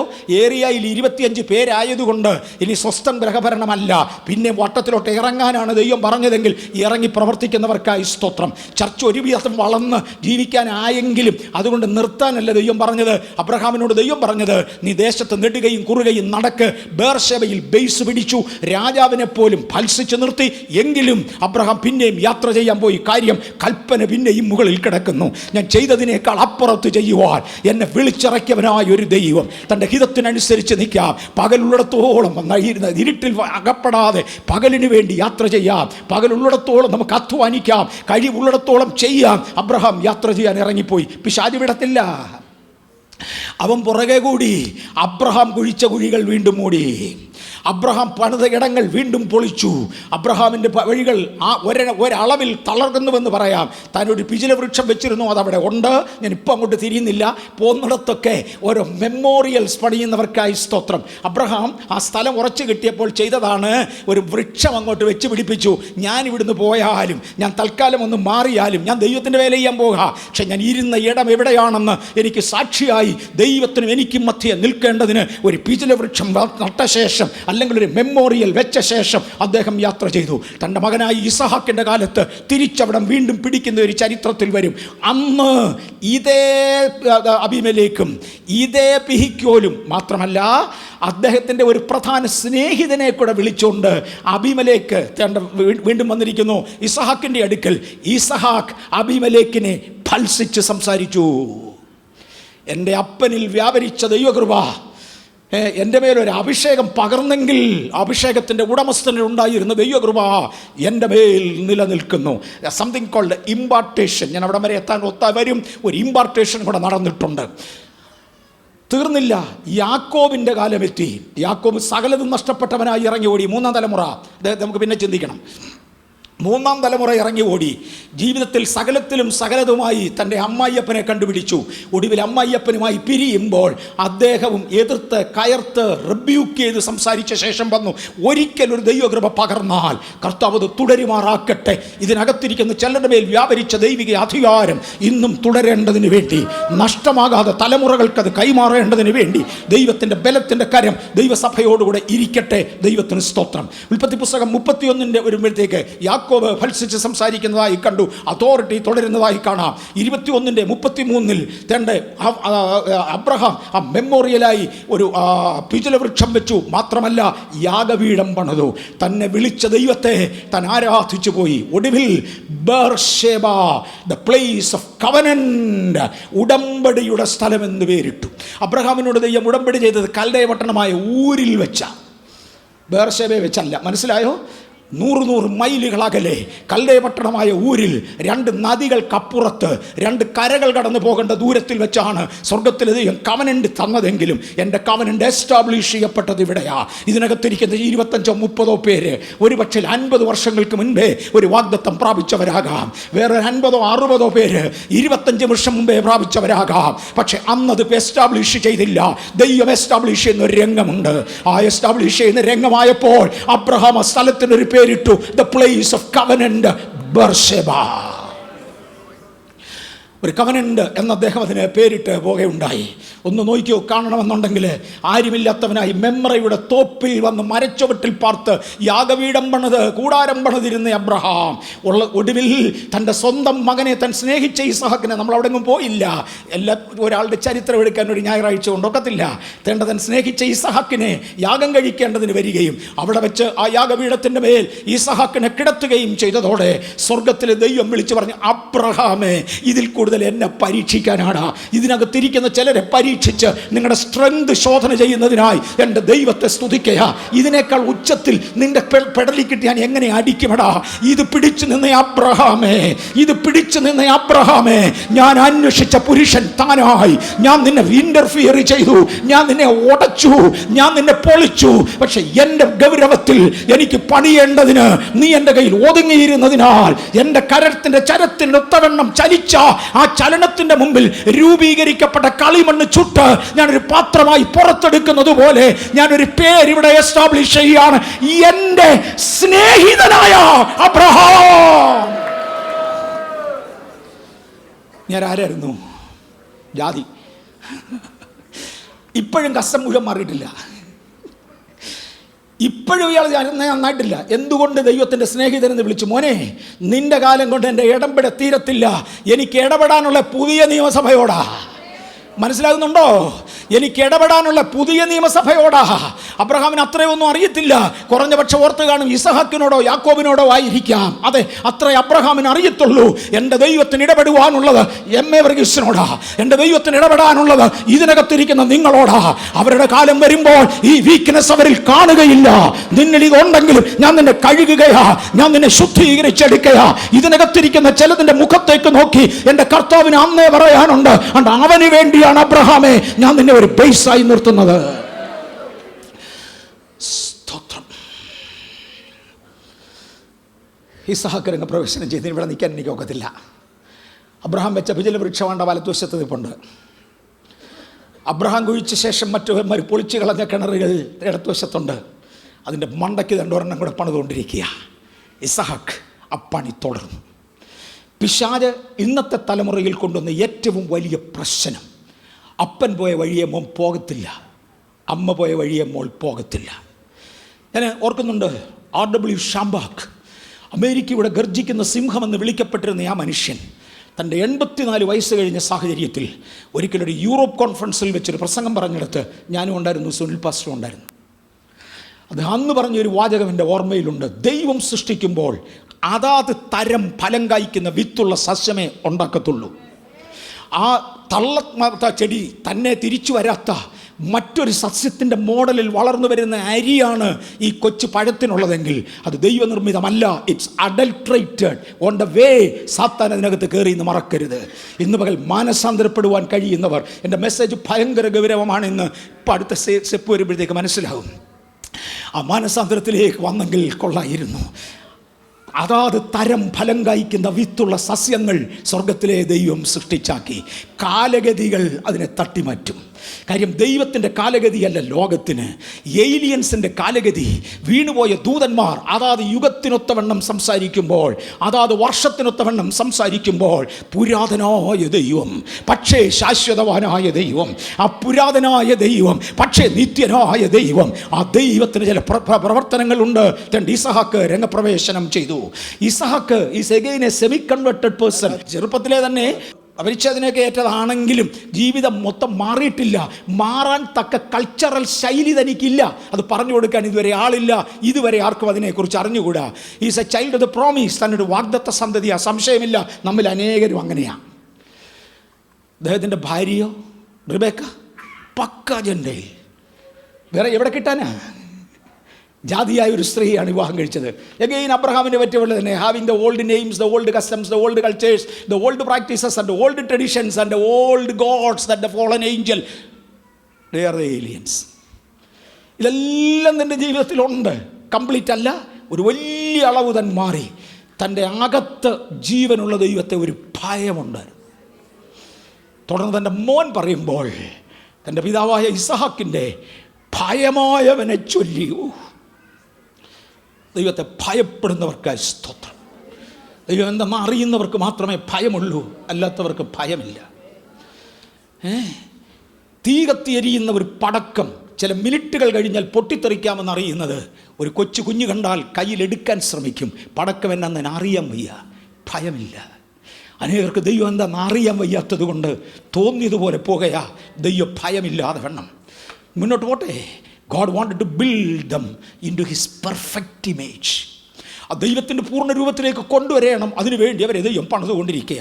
ആകയാൽ ദൈവം അവരുടെ പേരുകൾ മാറ്റി, ദൈവം അവരുടെ ലൈഫ് സ്റ്റൈൽ നാൾതോറും എന്ന വണ്ണം മാറ്റി, ദൈവം അവരുടെ കൾച്ചർ മാറ്റിക്കൊണ്ടിരുന്നു, ദൈവം അവരുടെ പ്രാക്ടീസുകൾ മാറ്റിക്കൊണ്ടിരുന്നു.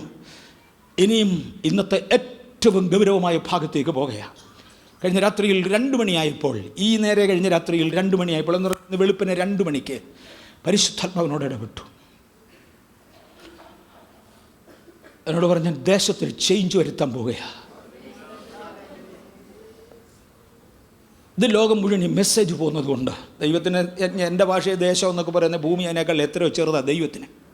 ഇത് going to make a change. യെരമ്യാവിൻ്റെ പുസ്തകം 3-ാം അധ്യായം. ഇതാർക്കും വായിക്കത്തില്ലെന്ന് എനിക്കറിയാം, അറിഞ്ഞുകൊണ്ടിട്ടോ.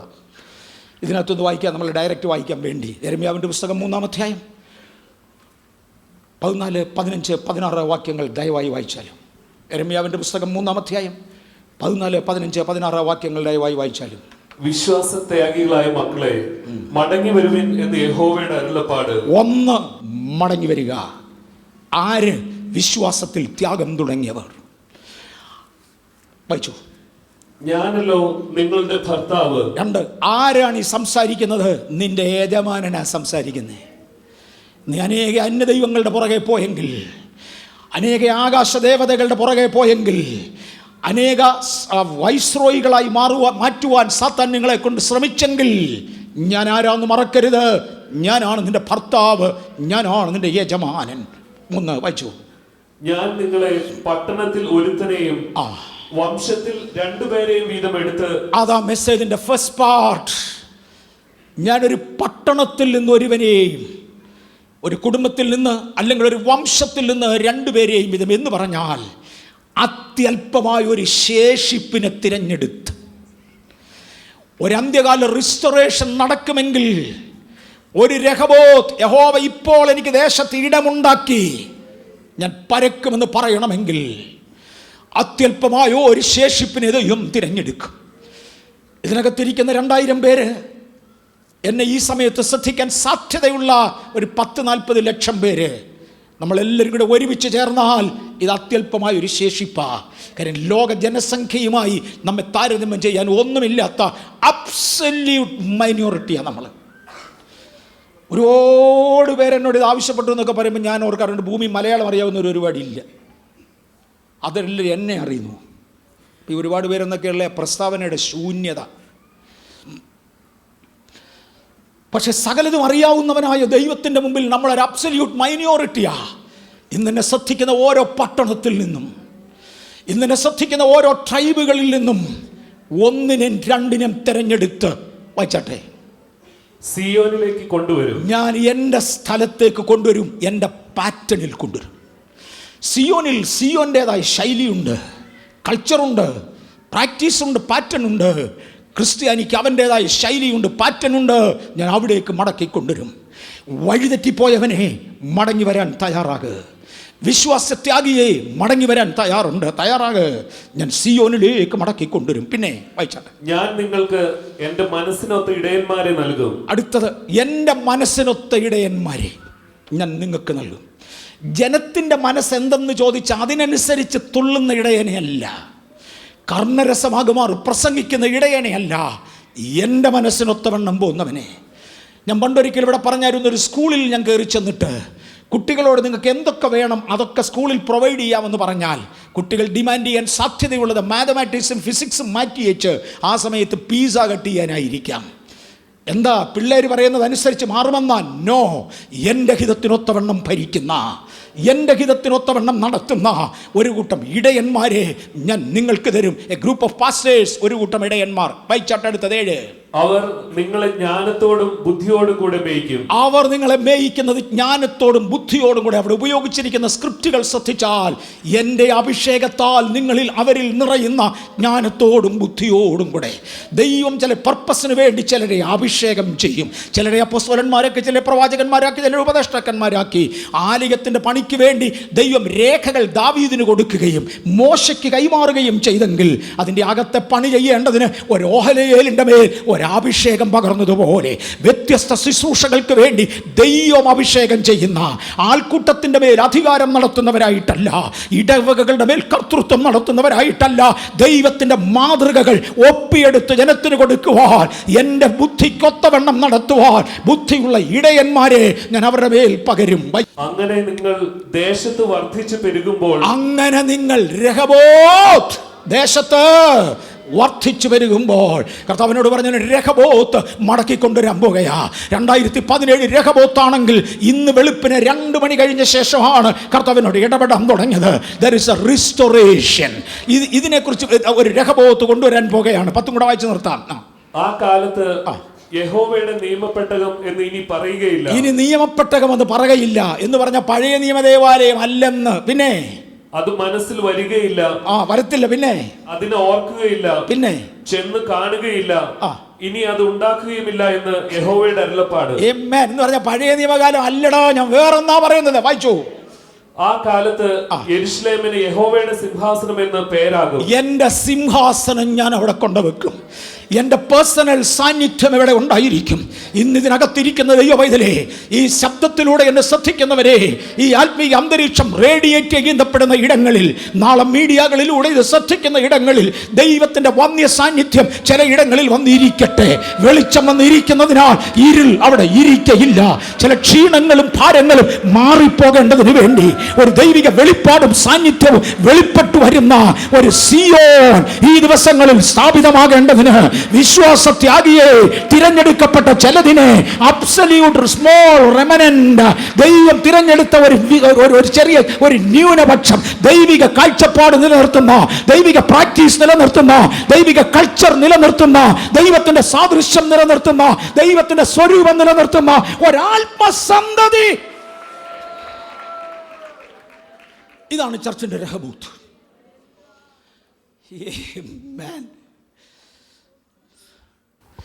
രാത്രി 2:30 കർത്താവ് പറഞ്ഞത് ഇവിടെയാണ് ഇത് ഫിറ്റ് ചെയ്യേണ്ടതെന്ന് പറഞ്ഞു. Lord take me to my Rehoboth. പഴയ രഹബൂത്തിനായി സ്തോത്രം, പഴയ രഹബൂത്തിനായി സ്തോത്രം. പക്ഷെ എനിക്കൊരു രഹബൂത്ത് വേണം. ഈ പകൽ നമ്മിൽ എത്ര പേര് ഇത് പറയും, God take me to my Rehoboth. എൻ്റെ രഹബൂത്തിലേക്ക് എന്നെ കൊണ്ടുപോകുക, എൻ്റെ യഥാസ്ഥാനത്തിലേക്ക് എന്നെ കൊണ്ടുപോകുക, എൻ്റെ പണിയിലേക്ക് എന്നെ കൊണ്ടുപോകുക. എൻ്റെ പഴയത് കഴിഞ്ഞ് കർത്താവേ, എന്നെ ഒന്ന് പുതുതാക്കേണ്ടതിന് എൻ്റെ രഹബോത്തിലേക്ക് എന്നെ കൊണ്ടുവരിക. I need a Rehoboth. Hallelujah.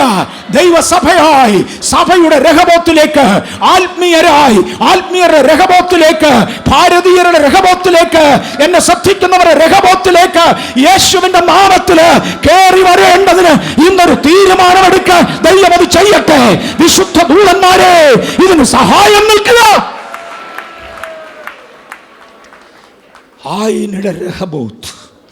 എൻ്റെ ജീവിതത്തിൽ എനിക്കൊരു യഥാസ്ഥാനമുണ്ട്, പണിയുന്ന സ്ഥലമുണ്ട്, വളർത്തുന്ന സ്ഥലമുണ്ട്. മലിനതകൾ വളർത്താനല്ല, ആരാ ബലഹീനതയില്ലാത്തതെന്ന് ചോദിക്കാനല്ല, ആരാ ബലഹീനതയില്ലാത്തത്? ഞാനും എൻ്റെ കർത്താവും ബലഹീനതയില്ലാത്തത്. ഹല്ലേലൂയ. ഞങ്ങൾ ഒരുമിച്ചാൽ ഞങ്ങൾക്ക് ബലഹീനതയില്ല. Take me to my Rehoboth. ഒരു മിനിറ്റ് കണ്ണടയ്ക്കാം. എഴുന്നേറ്റ് നിൽക്കാൻ ആഗ്രഹമുള്ളവർക്ക് ദൈവ സാന്നിധ്യത്തെ റെസ്പെക്ട് ചെയ്യേണ്ടതിന് വേണ്ടി ഒന്ന് എഴുന്നേറ്റ് നിന്നാൽ ഞാൻ സന്തോഷിക്കുന്നു. എൻ്റെ കർത്താവും എൻ്റെ ദൈവവുമേ, ഞങ്ങൾക്കൊരു രഹബോത്ത് അങ്ങ് പ്രഖ്യാപിച്ചതിനായി സ്തോത്രം. ഒരു രഹബോത്ത് അങ്ങ് വാഗ്ദത്തം ചെയ്തതിനായി സ്തോത്രം. ഞങ്ങളുടെ എല്ലാം വീടുകളിൽ രഹബോത്ത് എന്ന പദം, ഞങ്ങളുടെ ബൈബിളുകളിൽ രഹബോത്ത് എന്ന പദം അങ്ങോട്ടും ഇങ്ങോട്ടും മാറി ആടുമ്പോൾ ഇന്ന് പകൽ ഉറപ്പുള്ളതായ, ബലമുള്ളതായ ഒരു രഹബോത്ത് ഞങ്ങളുടെ ജീവിതത്തിൽ തരുവാൻ സ്വർഗം പ്രസാദിച്ചതിനാൽ ഞാൻ അങ്ങേ വാഴ്ത്തുക.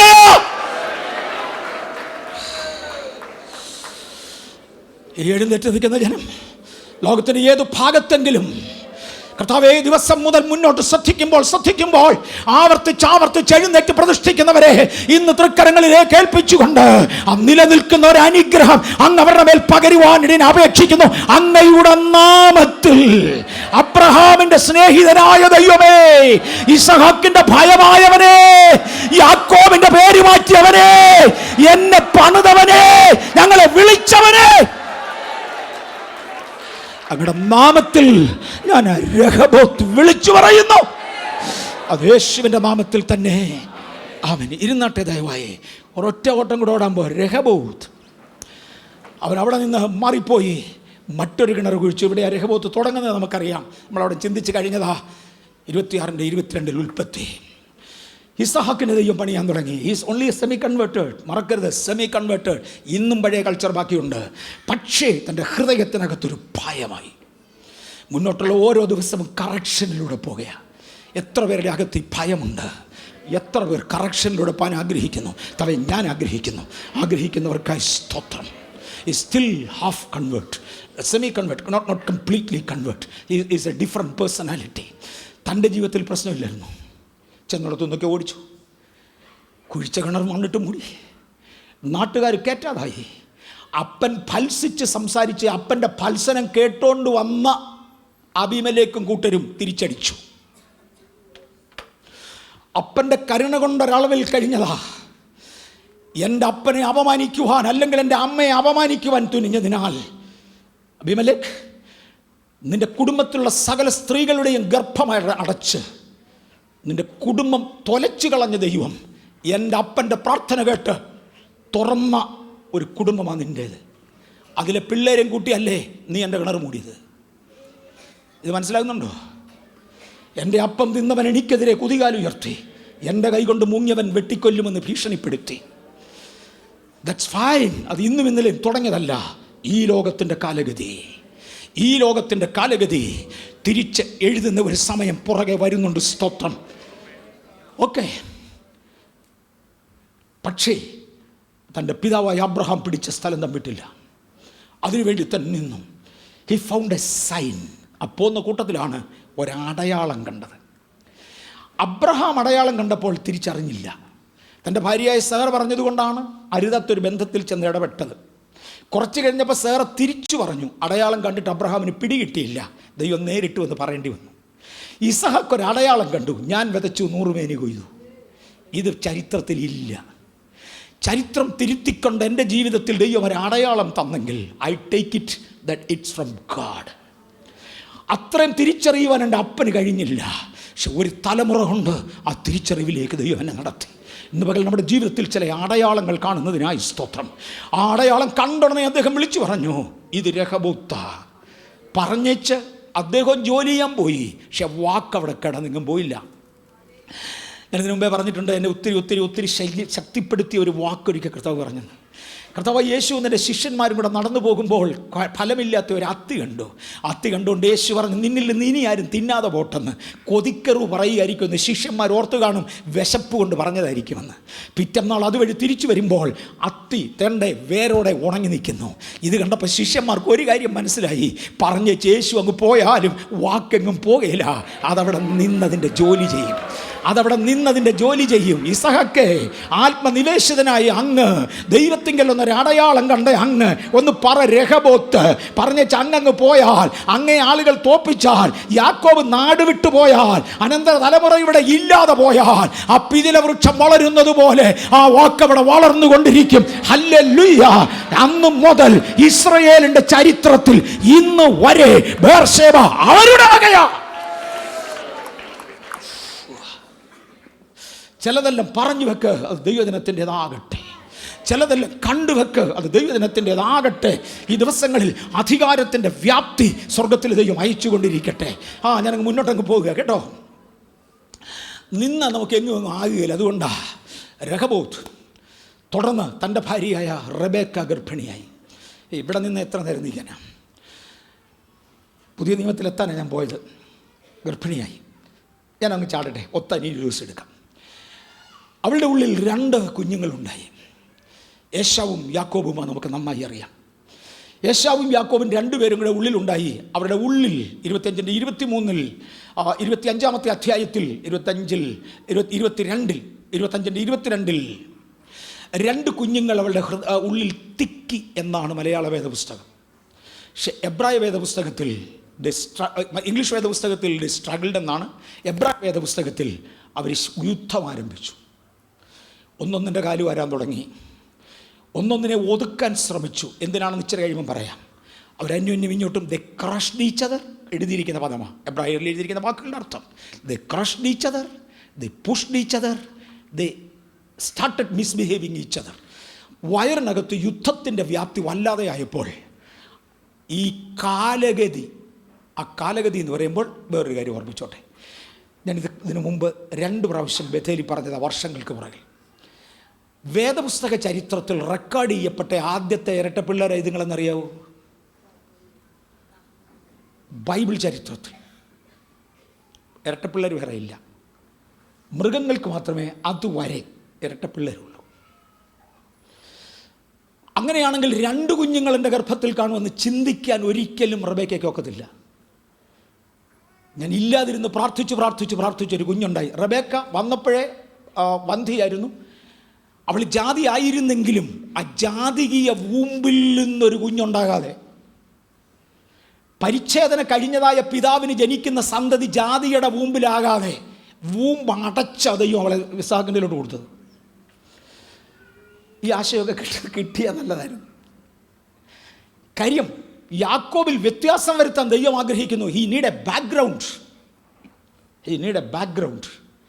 ചിലതിനെ ദൈവം സുവിശേഷം വിശ്വസിക്കുന്ന ബഥേലി കൊണ്ടാക്കിയത് ഒരു ബാക്ക്ഗ്രൗണ്ടിനാണ്.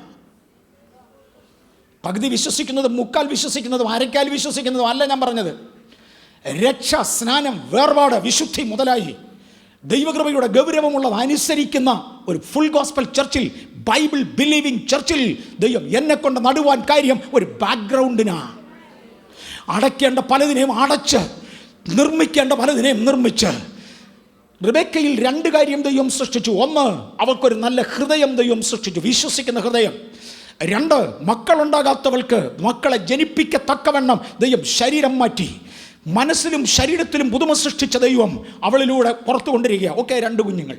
2 കുഞ്ഞുങ്ങൾ വയറ്റിനകത്ത് ശല്യം തുടങ്ങി. പുള്ളിക്കാരത്തേക്ക് ഇത് അറിയാൻ വയ്യ. താൻ അവസാനം ഒരു ചോദ്യം ചോദിച്ചു, ഇങ്ങനെയാണെങ്കിൽ ഞാൻ എന്തിന് ജീവിക്കണം? എബ്രായ ഭാഷയിലെ വാക്കിൻ്റെ അർത്ഥം കൊടുത്തിരിക്കുന്നത് ഐദർ ദിസ് ഓർ ദാറ്റ്. ഒന്നുകിൽ ചാകുക, ജീവിക്കാനാണ് ജീവിക്കുക. ആത്മഹത്യയുടെ വക്കത്തെത്തി. ഞാൻ കഴിഞ്ഞ പ്രാവശ്യം ഇത് കാര്യം വയറിനകത്ത് യുദ്ധം. അവൾ ആത്മഹത്യയുടെ പക്ഷത്തെത്തി. Either that or this.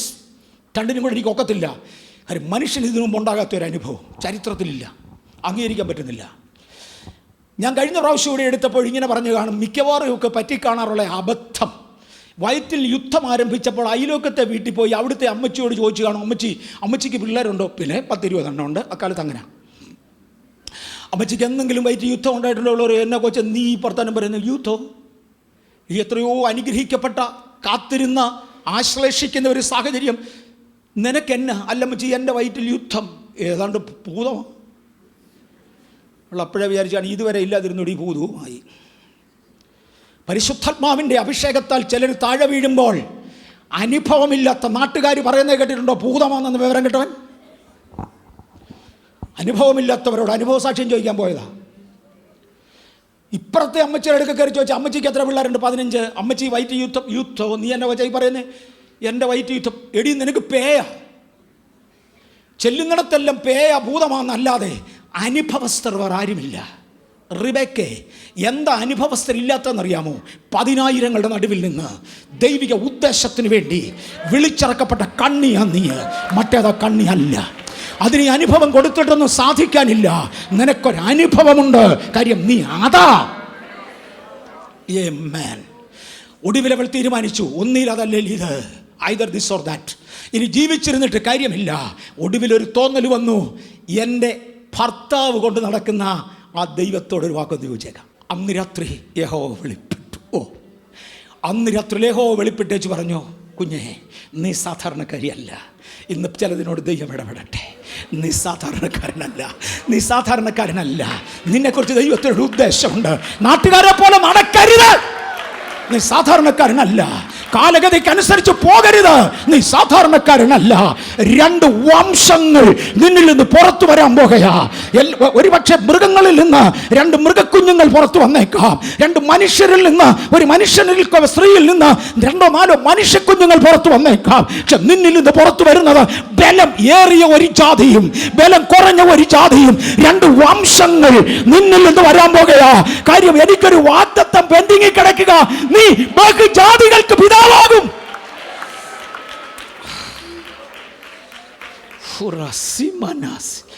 Hallelujah. ഒരു പാറ കിഴിച്ചതിനകത്തോട്ട് വെടിമരുന്ന് കയറ്റി തിരിയിട്ട് ആകപ്പാടെ അടച്ചു പൂട്ടിയേച്ച് ഈ വെടിമരുന്നിന് തീ കൊടുത്തു കഴിയുമ്പോൾ ആ പാറയ്ക്കകത്ത് വെടിമണ്ണ് പുകയുന്നത് പോലെ നിൻ്റെ അകത്ത് ചിലത് പുകയുക. പെണ്ണെ, എന്നാ സംഭവം എന്നറിയാമോ? എൻ്റെ വാഗ്ദത്തം നിവർത്തീകരിക്കപ്പെടാതെ ഞാനിങ്ങനെ കുഴയുകയാ. ഞാൻ സമയമെടുത്തെങ്കിലും എനിക്ക് നിവർത്തിച്ചേ പറ്റത്തുള്ളൂ. അതുകൊണ്ട് ഇരിക്കട്ടെ, 2 ജാതികൾ, 2 വംശങ്ങൾ നിന്നിൽ നിന്ന് പുറത്തു വരാൻ പോകുകയാണ്. The 2 nations in thy womb. 2 ജാതികൾ, 2 രാജ്യങ്ങൾ നിന്റെ അകത്ത് കിടക്കുകയാണ്. They are of 2 manners. അവർ 2 രീതിയിലുള്ളവരാ. ഒരു കാര്യം കൂടെ പറഞ്ഞേക്കാം, മൂത്തവൻ ഇളയവനെ സേവിക്കും. ഓക്കെ, ജനന സമയമായി. യേശുവും അവർ 2 പേരും, ഇസ്ഹാക്കും യാക്കോബും 2 പേരും ജനിച്ചു. അവരുടെ ജനന സമയമാകുമ്പോഴത്തേക്ക് ചില കാര്യം കൂടെയൊക്കെ ആയി കേട്ടോ. ഈ 2 എണ്ണം പുറത്തു വരുമ്പോൾ ഒരുത്തൻ ചുമന്ന നിറത്തിലാണ് പുറത്തു വരുന്നത്. അവനെ പിന്നെ ഏതോമെന്നൊക്കെ വിളിച്ചു, ചുമന്നവൻ എന്നർത്ഥമുള്ള. എന്നെ പറ്റി ആ വട്ടം നിൽക്കുന്ന ശക്തി അവനെ അങ്ങ് ബാധിച്ചു. ജനിക്കുന്നതിന് മുമ്പേ വയറ്റിലെ ഇവൻ ചുമന്ന വെളിയിലോട്ട് വരുന്നത്. അമ്മയുടെ ഉദരത്തിൽ ഉരുവാകുന്നതിന് മുന്നമേ എന്നെ അറിഞ്ഞവൻ, നിങ്ങളെ അറിഞ്ഞവൻ, ചിലതിനെ ജനനത്തിന് മുന്നേ അഭിഷേകം ചെയ്തവൻ, ചിലതിൻ്റെ അസ്ഥികൂടം അമ്മയുടെ തുരുവാകുന്നതിന് മുന്നമേ തൃക്കരം അതിൽ തൊട്ടെങ്കിൽ ഈ ലോകത്തിൻ്റെ പ്രഭു വിടത്തില്ല. ചിലതിൻ്റെ സ്വഭാവം പെശക ജനനത്തിന് മുന്നേ. മനസ്സിലാകുന്നുണ്ടാകും ഞാൻ പറയുന്നത് അല്ലേ? ജനനത്തിന് മുന്നമേ ചിലതിൻ്റെ സ്വഭാവം പെശക. അകത്തിട്ട് പിശാച് പണിത ഇതിനെ പുറത്തോട്ട് ഇറക്കിയത്. സത്യത്തിൽ ആദ്യം ജനിക്കേണ്ടിയിരുന്നത് യാക്കോബാ.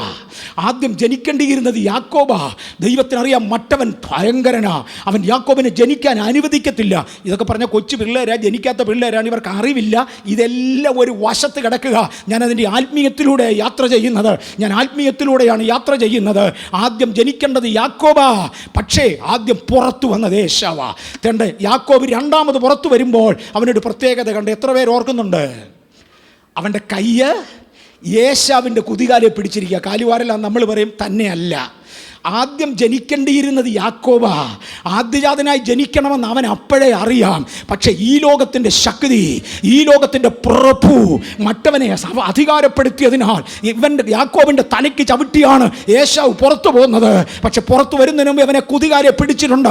നില്ലടാന്നും പറഞ്ഞ അവൻ വരുന്നത് നീ ദൈവത്തോടും മനുഷ്യനോടും മല്ലടിച്ചു വന്ന് പിന്നത്തേതിൽ ദൂതം പറഞ്ഞത് ഈ കാര്യം അല്ലെങ്കിൽ പിന്നെ ഏതാ? ഓ, നമ്മുടെ രഹബോത്ത് വരാറായി കേട്ടോ. ജനിച്ചു, രണ്ടാമതാണ് അദ്ദേഹം ജനിച്ചത്. പക്ഷേ നിർത്തുന്നില്ല. അവൻ വീട് വിട്ട് പോകുന്നതിന് മുന്നമേ, കല്യാണം കഴിക്കുന്നതിന് മുമ്പേ ഒരു തീരുമാനമെടുത്തു. ചേട്ടൻ 1 കെട്ടി 2 കെട്ടി, ആകെ ഗതികേട്, വല്ലാത്ത പ്രശ്നമൊക്കെയായി. കാര്യം മറ്റേ ശക്തി അവനെ ഇട്ടങ്ങ് അലട്ടുക. വീട്ടിലാകെ പുകിലായി. അപ്പന് കിടക്കപ്പുറതിയില്ല, അമ്മയ്ക്ക് കിടക്കപ്പുറതിയില്ല, വല്ലാത്ത ശല്യമായി. കാര്യം കാലഗതിക്കനുസരിച്ച് പോകുന്ന പോക്കിൽ മറ്റേ ശക്തി ഇവനെ നശിപ്പിക്കുമ്പോൾ യാക്കോബ് കല്യാണം കഴിക്കാതെ വീട്ടിൽ കുത്തിയിരിക്കുക. അവൻ പറഞ്ഞു, ഞാനായിരുന്നു ആദ്യം ജനിക്കേണ്ടത്, തോറ്റുപോയി. അതിൻ്റെ അർത്ഥം കരഞ്ഞുകൊണ്ടിരിക്കുകയെന്നല്ല. ഒന്ന് തോറ്റാൽ ഞാൻ വിട്ടുകൊടുക്കത്തില്ല, ഞാൻ പിടിച്ചെടുത്തേ മാറത്തുള്ളൂ. ഇന്ന് പകൽ ഒന്ന് തോറ്റാൽ വിട്ടുകൊടുക്കാത്തവർക്കായി സ്തോത്രം, പിടിച്ചെടുക്കുമെന്ന് പറയുന്നവർക്കായി എൻ്റെ ദൈവത്തെ സ്തുതിക്കുന്നു. ഒന്ന് തോറ്റാൽ വിട്ടുകൊടുക്കാത്തവർക്കായി സ്തോത്രം. രഹബോത്ത് എസ്റ്റാബ്ലിഷ് ചെയ്യണമെങ്കിൽ, ബേർശബയിൽ പാർക്കണമെങ്കിൽ തോറ്റെന്ന് മറന്നു പോയവനല്ല, തിരികെ പിടിക്കുന്നവർക്കായി എൻ്റെ കർത്താവിനെ വാഴ്ത്തുകയാണ്. എൻ്റെ ജീവിതത്തിൽ ഒരു പെശക് പറ്റിപ്പോയി, ഒരു ബലഹീനത സംഭവിച്ചു പോയി. That's not the end. അവനറിയാം ഈ കാലഗതിക്ക് അനുസരിച്ച് ജനിച്ച് വെച്ച പാർട്ടിക്കൊക്കെ വരാൻ പോകുന്ന പെശക് പെരുവയറനായിരിക്കും. ചുമപ്പിനോട് ഇവന് വളരെ താല്പര്യമാണ്. ചുമന്ന പായസം കൊടുത്താൽ ഇവൻ വീഴും, ചുമന്നത് കൊടുത്താൽ ഇവൻ ചെയ്യും. കാര്യം ചുമപ്പിൻ്റെ അനന്തരതലമുറയാ നാട്ടുശക്തികളെ. അതുകൊണ്ട് യാക്കോബ് ചുമന്ന പായസം വെക്കാൻ പഠിച്ചു. രുചികരമായി ചുമന്ന പായസം ഉണ്ടാക്കിക്കൊണ്ടിരിക്കുമ്പോൾ ദൈവത്തിൻ്റെ സമയമായി തേണ്ട കയറി വരുന്നു. എന്ന് പറഞ്ഞടാ, ഇനി ആ പായസം എന്താടാ, ഞാൻ കഴിഞ്ഞ പ്രാവശ്യം ഇവിടെ പറഞ്ഞ വാചകം ഞാൻ ഒന്നുകൂടെ ആവർത്തിക്കാം. ഭാര്യമാർ 2 ഉണ്ടെങ്കിലും വയലിൽ നിന്ന് വരുമ്പോൾ ഒരെണ്ണം കഞ്ഞിക്ക് അരിയിട്ടിട്ടില്ല. ചേഷ്ടാവകാശം വെച്ചുകൊണ്ട് ഇവിടെ ഇരുന്നിട്ട് എന്നെ സാധിക്കാനടാ, നിനക്കെങ്കിലും പായസം ഉണ്ടാക്കാൻ കുറേ എനിക്കൂടെ താടാ. മറ്റവൻ പറഞ്ഞു, ചേട്ടാ ഇതിനാണ് ഞാൻ വെയിറ്റ് ചെയ്തത്, നിനക്ക് ഇഷ്ടമുള്ള ചുവന്ന പായസം വെച്ചുകൊണ്ട് വെയിറ്റ് ചെയ്യുക. പക്ഷേ എനിക്കൊരു കണ്ടീഷനുണ്ട്, നീ നിനക്ക് വേണ്ടത് നിനക്ക് തരാം, എനിക്ക് വേണ്ടത് തിരിച്ചു പോയി. എനിക്ക് വേണ്ട ചേഷ്ടാവകാശം കൊണ്ടുപോകും. ജ്യേഷ്ഠാവകാശം വിലയ്ക്ക് വാങ്ങി, സാഹചര്യത്തിന് വേണ്ടി കാത്തിരുന്ന് വിലയ്ക്ക് വാങ്ങി. നിങ്ങൾ പറയും കളിപ്പിച്ചതാണല്ലേ, അത് ചേട്ടൻ പറഞ്ഞ വാചകമാണ്, ദൈവം പറഞ്ഞല്ല. ദൈവം പറഞ്ഞ വാചകമല്ല, ചേട്ടൻ പറഞ്ഞ വാചകമാണ്. അവൻ കാത്തിരുന്ന് തിരിച്ചു പിടിച്ചു. സഭാപിതാവാകാം ദൈവം തിരഞ്ഞെടുക്കുന്ന പാർട്ടിയാണ്. നമ്മൾ ചിലർ അതിനല്ലേ തിരഞ്ഞെടുത്തേ? വിശ്വാസത്യാഗിനി മടങ്ങി പോയി, എനിക്കൊരു പണിയുണ്ട്. പക്ഷെ ചെയ്യണമെങ്കിൽ ദൈവത്തിന് ആൾ വേണം, തൃക്കരങ്ങളിൽ ചിലരെയൊക്കെ കിട്ടണം. ഓക്കെ, ചേട്ടൻ്റെ കയ്യിൽ നിന്ന് വാങ്ങിച്ചു, ഞാൻ നിർത്തട്ടെ. അവിടെ കൊണ്ട് തന്നെ തീർന്നില്ല. ഒന്ന് തോറ്റ് സ്കൂളിലായിരുന്നെങ്കിൽ ഒന്ന് ജയിച്ചാൽ മതിയായിരുന്നു. പക്ഷേ ഈ ദൈവ സാന്നിധ്യത്തിന് മുമ്പിൽ ഒന്ന് തോറ്റാൽ പിന്നെ പല പ്രാവശ്യം ജയിച്ചേ ശരിയാകത്തുള്ളൂ. ചേട്ടൻ്റെ മുമ്പിൽ ജനന സമയത്ത് തോറ്റുപോയെങ്കിൽ പല പ്രാവശ്യം ജയിക്കണം. ഒന്നാമത്തെ ചേട്ടനെ തന്നെ ജയിച്ചു. 2, ദൈവം പറഞ്ഞു സമയമാകുമ്പോൾ അപ്പനെ ഞാൻ തോപ്പിച്ചു തരാം. ദൈവം അപ്പൻ്റെ കണ്ണടച്ചു. ഇസഹാക്ക് വൃദ്ധനായി കണ്ണ് കാണാതായപ്പോൾ മൂത്ത പുള്ളിയെ വിളിച്ചു പറഞ്ഞു, നീ വേട്ടയിറച്ചി കൊണ്ടുവരാൻ അനുഗ്രഹിക്കാമെന്ന്. ഈ വയസ്സ് എന്ന് വൃദ്ധനായി എന്നുള്ള പദം ഞാൻ ഒന്നുകൂടെ തൊടട്ടെ. വയസ്സ് എന്ന് വൃദ്ധനായി എന്ന് പറഞ്ഞാൽ കണ്ണുപോയി എന്ന് ഞാൻ സമ്മതിച്ച്. അങ്ങനെ ബൈബിളിൽ എഴുതിയിട്ടുണ്ട്. ഇയാളുടെ നാക്കിൻ്റെ രുചിക്ക് ഒരു കുറവുമില്ലായിരുന്നു, അതിന് പ്രായമേ ആയുള്ളൂ. പല്ലൊരെണ്ണം പൊഴിഞ്ഞിട്ടില്ല, വേട്ടയിറച്ചി കടിക്കാൻ പല്ലുണ്ടായിരുന്നു. മണത്തിന് ഒരു കുഴപ്പമില്ലായിരുന്നു. അടുത്ത് വന്ന ഉടനെ പറഞ്ഞു, ചേട്ടൻ്റെ സ്പ്രേ അടിച്ചിരിക്കുന്നതെന്ന്. സ്പർശനശക്തിക്ക് ഒരു കുഴപ്പവുമില്ലായിരുന്നു. തൊട്ടേച്ച് പറഞ്ഞു, രോമമുള്ളവനാ നീ എന്ന്. മനസ്സിലാകുന്നുണ്ടല്ലോ ഈ ആശയങ്ങളെല്ലാം. എന്നിട്ട് പിന്നെയും ചോദിച്ചു, എന്തുവാടാ? ചെവിക്കൊരു കുഴപ്പവുമില്ല. ശബ്ദം കേട്ടപ്പോൾ പറഞ്ഞു, ഇത് യാക്കോബിൻ്റെ ശബ്ദമാണ്. പിന്നെ കണ്ണ് തന്നെ എതിലെയാണ് പോയത്. ദൈവം പറഞ്ഞു, മോനെ, കണ്ണും മനസ്സും കുരുടായ ശേഷം നിന്നെ അനുഗ്രഹിച്ചിട്ട് ഒരു കാര്യവുമില്ല. അതുകൊണ്ട് അവൻ്റെ കണ്ണ് മാത്രം കുരുടാക്കി തരാം, ബാക്കിയെല്ലാം ഇരിക്കട്ടെ. അപ്പൻ നിന്നെ അനുഗ്രഹിക്കാതെ പറ്റത്തില്ല. ഇന്ന് പകൽ അയാൾ തോന്നിയതിലേ പോട്ടെ, അവൾ തോന്നിയതിലേ പോട്ടെ, ഞാൻ ഭയങ്കര അഭിഷക്തനാന്ന് പറയുന്നവനെ ഒന്ന് ശ്രദ്ധിച്ച് കേട്ടോ. നരകത്തിൽ പോകാതെ രക്ഷപ്പെടാൻ മാത്രം, നരകത്തിൽ പോകാതെ രക്ഷപ്പെടാൻ. അതിൻ്റെ താഴെയുള്ള കള നിന്നെ ചേട്ടനാക്കി മാറ്റണമെങ്കിൽ അപ്പൻ്റെ അനുഗ്രഹം വേണം. അതിന് അമ്മയെ കൂട്ടുനിർത്തി ഏതായാലും അനുഗ്രഹം വാങ്ങിച്ചു. തീർന്നില്ല, അമ്മായിയപ്പൻ്റെ അനുഗ്രഹം വേണം. അയാളുടേതെല്ലാം പിടിച്ചെടുത്തോണ്ടാണ് വരുന്നത് ഒരളവിൽ, അയാളുടെ അഭിപ്രായ പ്രകാരം. പക്ഷേ അങ്ങനെ പോയാൽ ഒക്കത്തില്ല. അയാളൊന്ന് അനുഗ്രഹിച്ചേ പറ്റത്തുള്ളൂ. അതിനുവേണ്ടി അവർ തമ്മിൽ കാണുന്നതിൻ്റെ തലേ രാത്രിയിൽ യഹോവ ഇറങ്ങി വന്ന് ലാബാനോട് ഇടപെട്ടു. നാളെ പെമ്പിള്ളേരെയും കൊച്ചുമക്കളെയും കെട്ടിപ്പിടിച്ച് ഉമ്മ കൊടുത്ത്, യവനും 2 ചുമ്മനം കൊടുത്ത്, ഞാൻ സമാധാനത്തോടെ പിരിയടാ. അവൻ എന്നെ ഭയപ്പെടുന്ന ഒരു തലമുറയിൽപ്പെട്ടവനാ. അമ്മായിയപ്പനോട് അനുഗ്രഹം പ്രാപിച്ചു. ഇതും കഴിഞ്ഞാണ് ഇങ്ങോട്ട് വരുന്നത്. ദൈവദൂതൻ പറഞ്ഞ്, ഞാൻ നിന്നെ ഒന്ന് അനുഗ്രഹിക്കട്ടെ. നീ ദൈവത്തോടും മനുഷ്യരോടും യുദ്ധം ചെയ്ത് ജയിക്കത്തക്കവണ്ണം ഒരു പ്രഭുവിന് ആവശ്യമുള്ള ബലം ഞാൻ നിന്നിൽ കണ്ടിരിക്കുന്നു. നീ ജനനാൽ വീട്ടിലെ രണ്ടാമനായി പിറന്ന് ആർക്കും വിവരമറിയത്തില്ല, നീ ഒടുക്കത്തവനെന്ന് ആളുകൾ പറഞ്ഞെങ്കിൽ അല്ല മോനെ, നീ ഒന്നാമത്തവനാ. നിന്റെ ജനനത്തിന് മുന്നമേ ഇത് മുന്നറിഞ്ഞ ഞാൻ നിന്റെ അമ്മയോട് പറഞ്ഞിട്ടുണ്ട്, മൂത്തവൻ ഇളയവനെ സേവിക്കുമെന്ന്. യാക്കോബിന് എന്നെ കഷ്ടപ്പാട് കുറവായിരുന്നു. ഈ പുള്ളി ഇനി ഉടച്ചേ പറ്റുള്ളൂ. ഇത് എത്തേണ്ടിടം വരെ എത്തിയില്ല. 1000 ഡിഗ്രി ടെമ്പറേച്ചർ വരെ എടുക്കുന്ന ഒരു മോൾഡാണ് എനിക്ക് ആവശ്യമെങ്കിൽ മോനെ 900 ആയുള്ളടാ. എനിക്ക് ഇനി നിന്നെ വർദ്ധിപ്പിച്ചെടുക്കാനുണ്ട്. പലരെയും ഇനിയും വർദ്ധിപ്പിക്കുന്ന ദൈവത്തെ സ്തുതിക്കുന്നു. എടുക്കാൻ അല്പം ബുദ്ധിമുട്ടുള്ള പ്രശ്നം ജീവിതത്തിൽ വരുമ്പോൾ ഞാൻ പറഞ്ഞിട്ടുണ്ട്, ഇന്നും തിരിച്ചു പറയാൻ കർത്താവ് സമ്മതിച്ചിട്ടില്ല. കർത്താവേ, ഇത്രയും പ്രതികൂലത്തിലൂടെ എന്നെ വിടാൻ കൊള്ളുമെന്ന് അങ്ങക്ക് എന്നെ ട്രസ്റ്റ് ചെയ്യാൻ കഴിഞ്ഞതിൽ ഐ ആം ഹാപ്പി. ചില വർഷങ്ങൾക്ക് മുമ്പേ ഈ ചർച്ചിൻ്റെ മുൻപന്തിയിൽ നിന്ന് ഒരു ദൈവവേദൽ ഒരുപാട് കഷ്ടത്തിലൂടെ പോയി. ഞങ്ങളെല്ലാം പ്രാർത്ഥിച്ചിട്ടും ഒരു വ്യത്യാസമില്ല. There is no change. അദ്ദേഹം വീണ്ടും പ്രതികൂലത്തിലൂടെ പോകാം, പ്രശ്നത്തിൻ്റെ മുകളിൽ പ്രശ്നം. അന്ന് ഞങ്ങളെ ഏറ്റവും കൂടുതൽ ആത്മശുശ്രൂഷയിൽ സഹായിച്ച സിസ്റ്റർ മേരി ഗോവൂരിനോട് പ്രാർത്ഥനയ്ക്ക് വേണ്ടി ഞാൻ അപേക്ഷിച്ചു. ഞങ്ങൾ 3-4 പേര് ഒരുമിച്ച് പ്രാർത്ഥിക്കാനിരിക്കുക. ഞാൻ മുമ്പേ പറഞ്ഞ സഹോദരനുണ്ട്, സിസ്റ്റർ മേരി ഗോവൂരുണ്ട്, ഞാനുമുണ്ട്, വേറെ ആരൊക്കെയുണ്ട്. പ്രാർത്ഥിക്കാനിരിക്കുമ്പോൾ സിസ്റ്റർ മേരി ഗോവൂർ ഇങ്ങനെ ഒരാശയം പറഞ്ഞു. ഞാൻ ബ്രേക്ക് ത്രൂവിൻ്റെ എക്സാമ്പിളായി എപ്പോഴും അത് കോട്ട് ചെയ്യാറുണ്ടായിരുന്നു. തീയിലൂടെ ശോധന കഴിച്ച് പുറത്തു കൊണ്ടുവരുന്ന ഉദാഹരണം പറഞ്ഞു. തീയോട് ശോധന ചെയ്യുവാൻ ആരെങ്കിലും ഒരു യജമാനൻ കടലാസ് കഷ്ണം തീയിൽ ശോധന ചെയ്യുമോ? അത് കത്തിപ്പോവും. ഏതെങ്കിലും ഒരു യജമാനൻ ഒരു തടിക്കഷ്ണം ഇരുമ്പിൽ തീയിൽ ശോധന ചെയ്യില്ല, അത് കത്തിപ്പോവും. തീയിലിട്ടാൽ വെന്തു പോകത്തില്ലെന്ന് യജമാനന് ഉറപ്പുള്ളതിനെ മാത്രമേ തീയിലിടത്തുള്ളൂ. മനസ്സിലാകുന്നുണ്ടോ? ഇതിനെ ഒന്ന് ഉരുക്കി എനിക്ക് പുറത്തു കൊണ്ടുവരണം, എനിക്കൊരു പണി പണിയണം. തീയിലിട്ടാൽ വെന്തുപോകയില്ലെന്ന് യജമാനൻ ഉറപ്പുള്ളതിനെ മാത്രമേ തീയിലിട്ട് ശോധന ചെയ്യാറുള്ളൂ. അതാണ് പൊന്നുപോലെ പുറത്തു വരുന്നത്. ഇന്ന് പകൽക്കാലം ചിലതിൻ്റെ പരീക്ഷകൾ ഇനിയും തുടരുകയാണെങ്കിൽ പറ, കർത്താവേ, ഇനിയും പരീക്ഷിക്കുവാൻ, എന്നെ ട്രസ്റ്റ് ചെയ്യുവാൻ അങ്ങക്ക് ഹിതമായതിനാൽ ഞാൻ അങ്ങ് വിശ്വസിക്കുന്നു. For you trust me.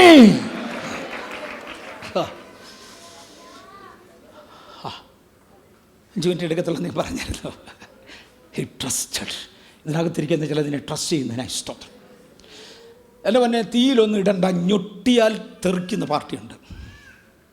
അത് തെറിക്കാതിരിക്കാൻ ഞങ്ങളെല്ലാം കാവിൽ നിന്ന് പ്രാർത്ഥിക്കാറുണ്ട്. പ്രാർത്ഥിച്ചോണേ പാസ്റ്ററെ, വിശ്വാസം പോയി പോകും, പണ്ടേ പോയതാ. വി സ്റ്റിൽ പ്രേ. ഇതിനെ പണിയാൻ കൊള്ളത്തില്ല. ഇതിൻ്റെ വേര് മുതൽ കൊമ്പ് വരെ എടുത്താൽ തിരുവചന ഭാഷയിൽ ഒരാണിക്കെങ്കിലും കൊള്ളാകുന്നത് ഒന്നുമില്ലാത്ത ഒരു പെരുമരമായത്. മരം വലുതാണെങ്കിലും ഒന്നുമില്ല, അതിന് ഉപയോഗിക്കാനൊന്നുമില്ല. നമ്മിലെ ആരെയെങ്കിലും ഒരാളിന് ഈ അവസ്ഥയാണെന്ന് തോന്നിയാൽ പറ, കർത്താവേ, സൗജന്യമായി ബലപ്പെടുത്തുന്നവൻ എന്നെ ബലപ്പെടുത്തണേ. Give me my Rehoboth. I want my Rehoboth. പുതിയ നിയമത്തിൽ കയറണമെന്ന് ഞാൻ ഓർത്തത്. എവിടെ കിടക്കുക? നമ്മൾ 1800 വർഷം പുറകെ കിടക്കുക. പക്ഷേ ഇന്ന് ഇടവിട്ടയുണ്ട്, സ്തോത്രം. ഇന്ന് ദൈവം സംസാരിച്ച് തുടങ്ങിയുകൊണ്ട് സ്തോത്രം. നമുക്ക് നമ്മുടെ കണ്ണടയ്ക്കാം. എവിടെയെങ്കിലും എൻ്റെ ഭാഷ പരുഷമായെങ്കിൽ വ്യക്തിപരമായി എന്നോട് അതിൻ്റെ ഗ്രഡ്ജ് വെക്കരുത്. ഞാൻ ഒരൊറ്റ വ്യക്തിയെപ്പോലും എയിം ചെയ്തല്ല സംസാരിക്കുന്നത്. വചനത്തിൻ്റെ ശുശ്രൂഷകനാകയാൽ ആർക്കും കർണരസമാകുകയല്ല, ഹൃദയങ്ങളിലേക്ക് തുളച്ചു കയറുന്ന വചനമായി വചനത്തെ ഉപയോഗിക്കേണ്ടത് എൻ്റെ കടമയാണ്. ഞാൻ ഒരൊറ്റ വ്യക്തിയെപ്പോലും എയിം ചെയ്തല്ല, അല്ലെങ്കിൽ ഉന്നം വെച്ചല്ല സംസാരിച്ചത്. ഒരൊറ്റ വ്യക്തിയെങ്കിലും മുറിവേക്കാതെ രക്ഷിക്കുവാൻ ഒരു പോളിഷും ഇല്ലാതെ സംസാരിച്ചു. ഇടപെടുന്നത് വചനമാണ്, ഇടപെടുന്നത് ദൈവമാണ്. ഇന്ന് പകൽ എൻ്റെ വ്യക്തി ജീവിതത്തിൽ കർത്താവെ, അടുത്ത ഒരു ശേഷിപ്പിനെ തിരഞ്ഞെടുത്ത് കർത്താവ് ഒരു നല്ല കാലം തരുമെങ്കിൽ എന്നെ കൂടെ ആ കൂട്ടത്തിൽ കൂട്ടണേ. ഞാനതിന് വരുന്നു, എന്നെ കറക്റ്റ് ചെയ്തെടുക്കണേ. നമുക്ക് ദൈവത്തോട് ഓരോരുത്തർക്കും പ്രാർത്ഥിക്കാം. എവിടെയെങ്കിലും ഒരു വ്യത്യാസം വരുന്നെങ്കിൽ കർത്താവ് എൻ്റെ ജീവിതത്തിൽ വരുത്തി തരണേ എന്നാവശ്യപ്പെടാം. കർത്താവേ, അങ്ങയുടെ ദാസൻ, അങ്ങ് ഏൽപ്പിച്ച അങ്ങയുടെ ജനത്തിൻ്റെ ശുശ്രൂഷകൻ, അങ്ങയുടെ വേലക്കാരൻ എന്ന സ്ഥാനത്ത് നിന്ന് ഞാൻ അങ്ങയുടെ ജനത്തെ അനുഗ്രഹിക്കുന്നു. അനുഗ്രഹപദങ്ങൾ മാത്രം ആവർത്തിച്ച് പറയുവാൻ തരുന്ന കൃപയ്ക്കായി സ്തോത്രം. ഇതുവരെ ജീവിതത്തിൽ ഒരു ക്രമീകരണവും ചെയ്യാൻ കഴിയാതെ പോയവരെ യേശുവെ കരുണ തോന്നി സഹായിക്കണേ. വിത കഴിഞ്ഞു, കൊയ്ത്ത് കഴിഞ്ഞു, ഫലശേഖരം കഴിഞ്ഞു.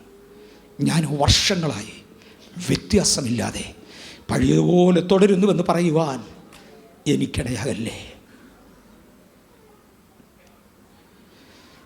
വിതയും കൊയ്ത്തും ഫലശേഖരവും നടക്കുന്നതോടുകൂടെ തിരിഹിതത്തിനൊത്തവണ്ണം വരുവാൻ കർത്താവ് എനിക്കിടയാക്കണേ.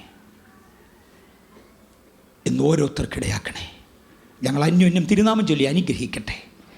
അത് യേശുവിൻ നാമത്തിൽ തന്നെ.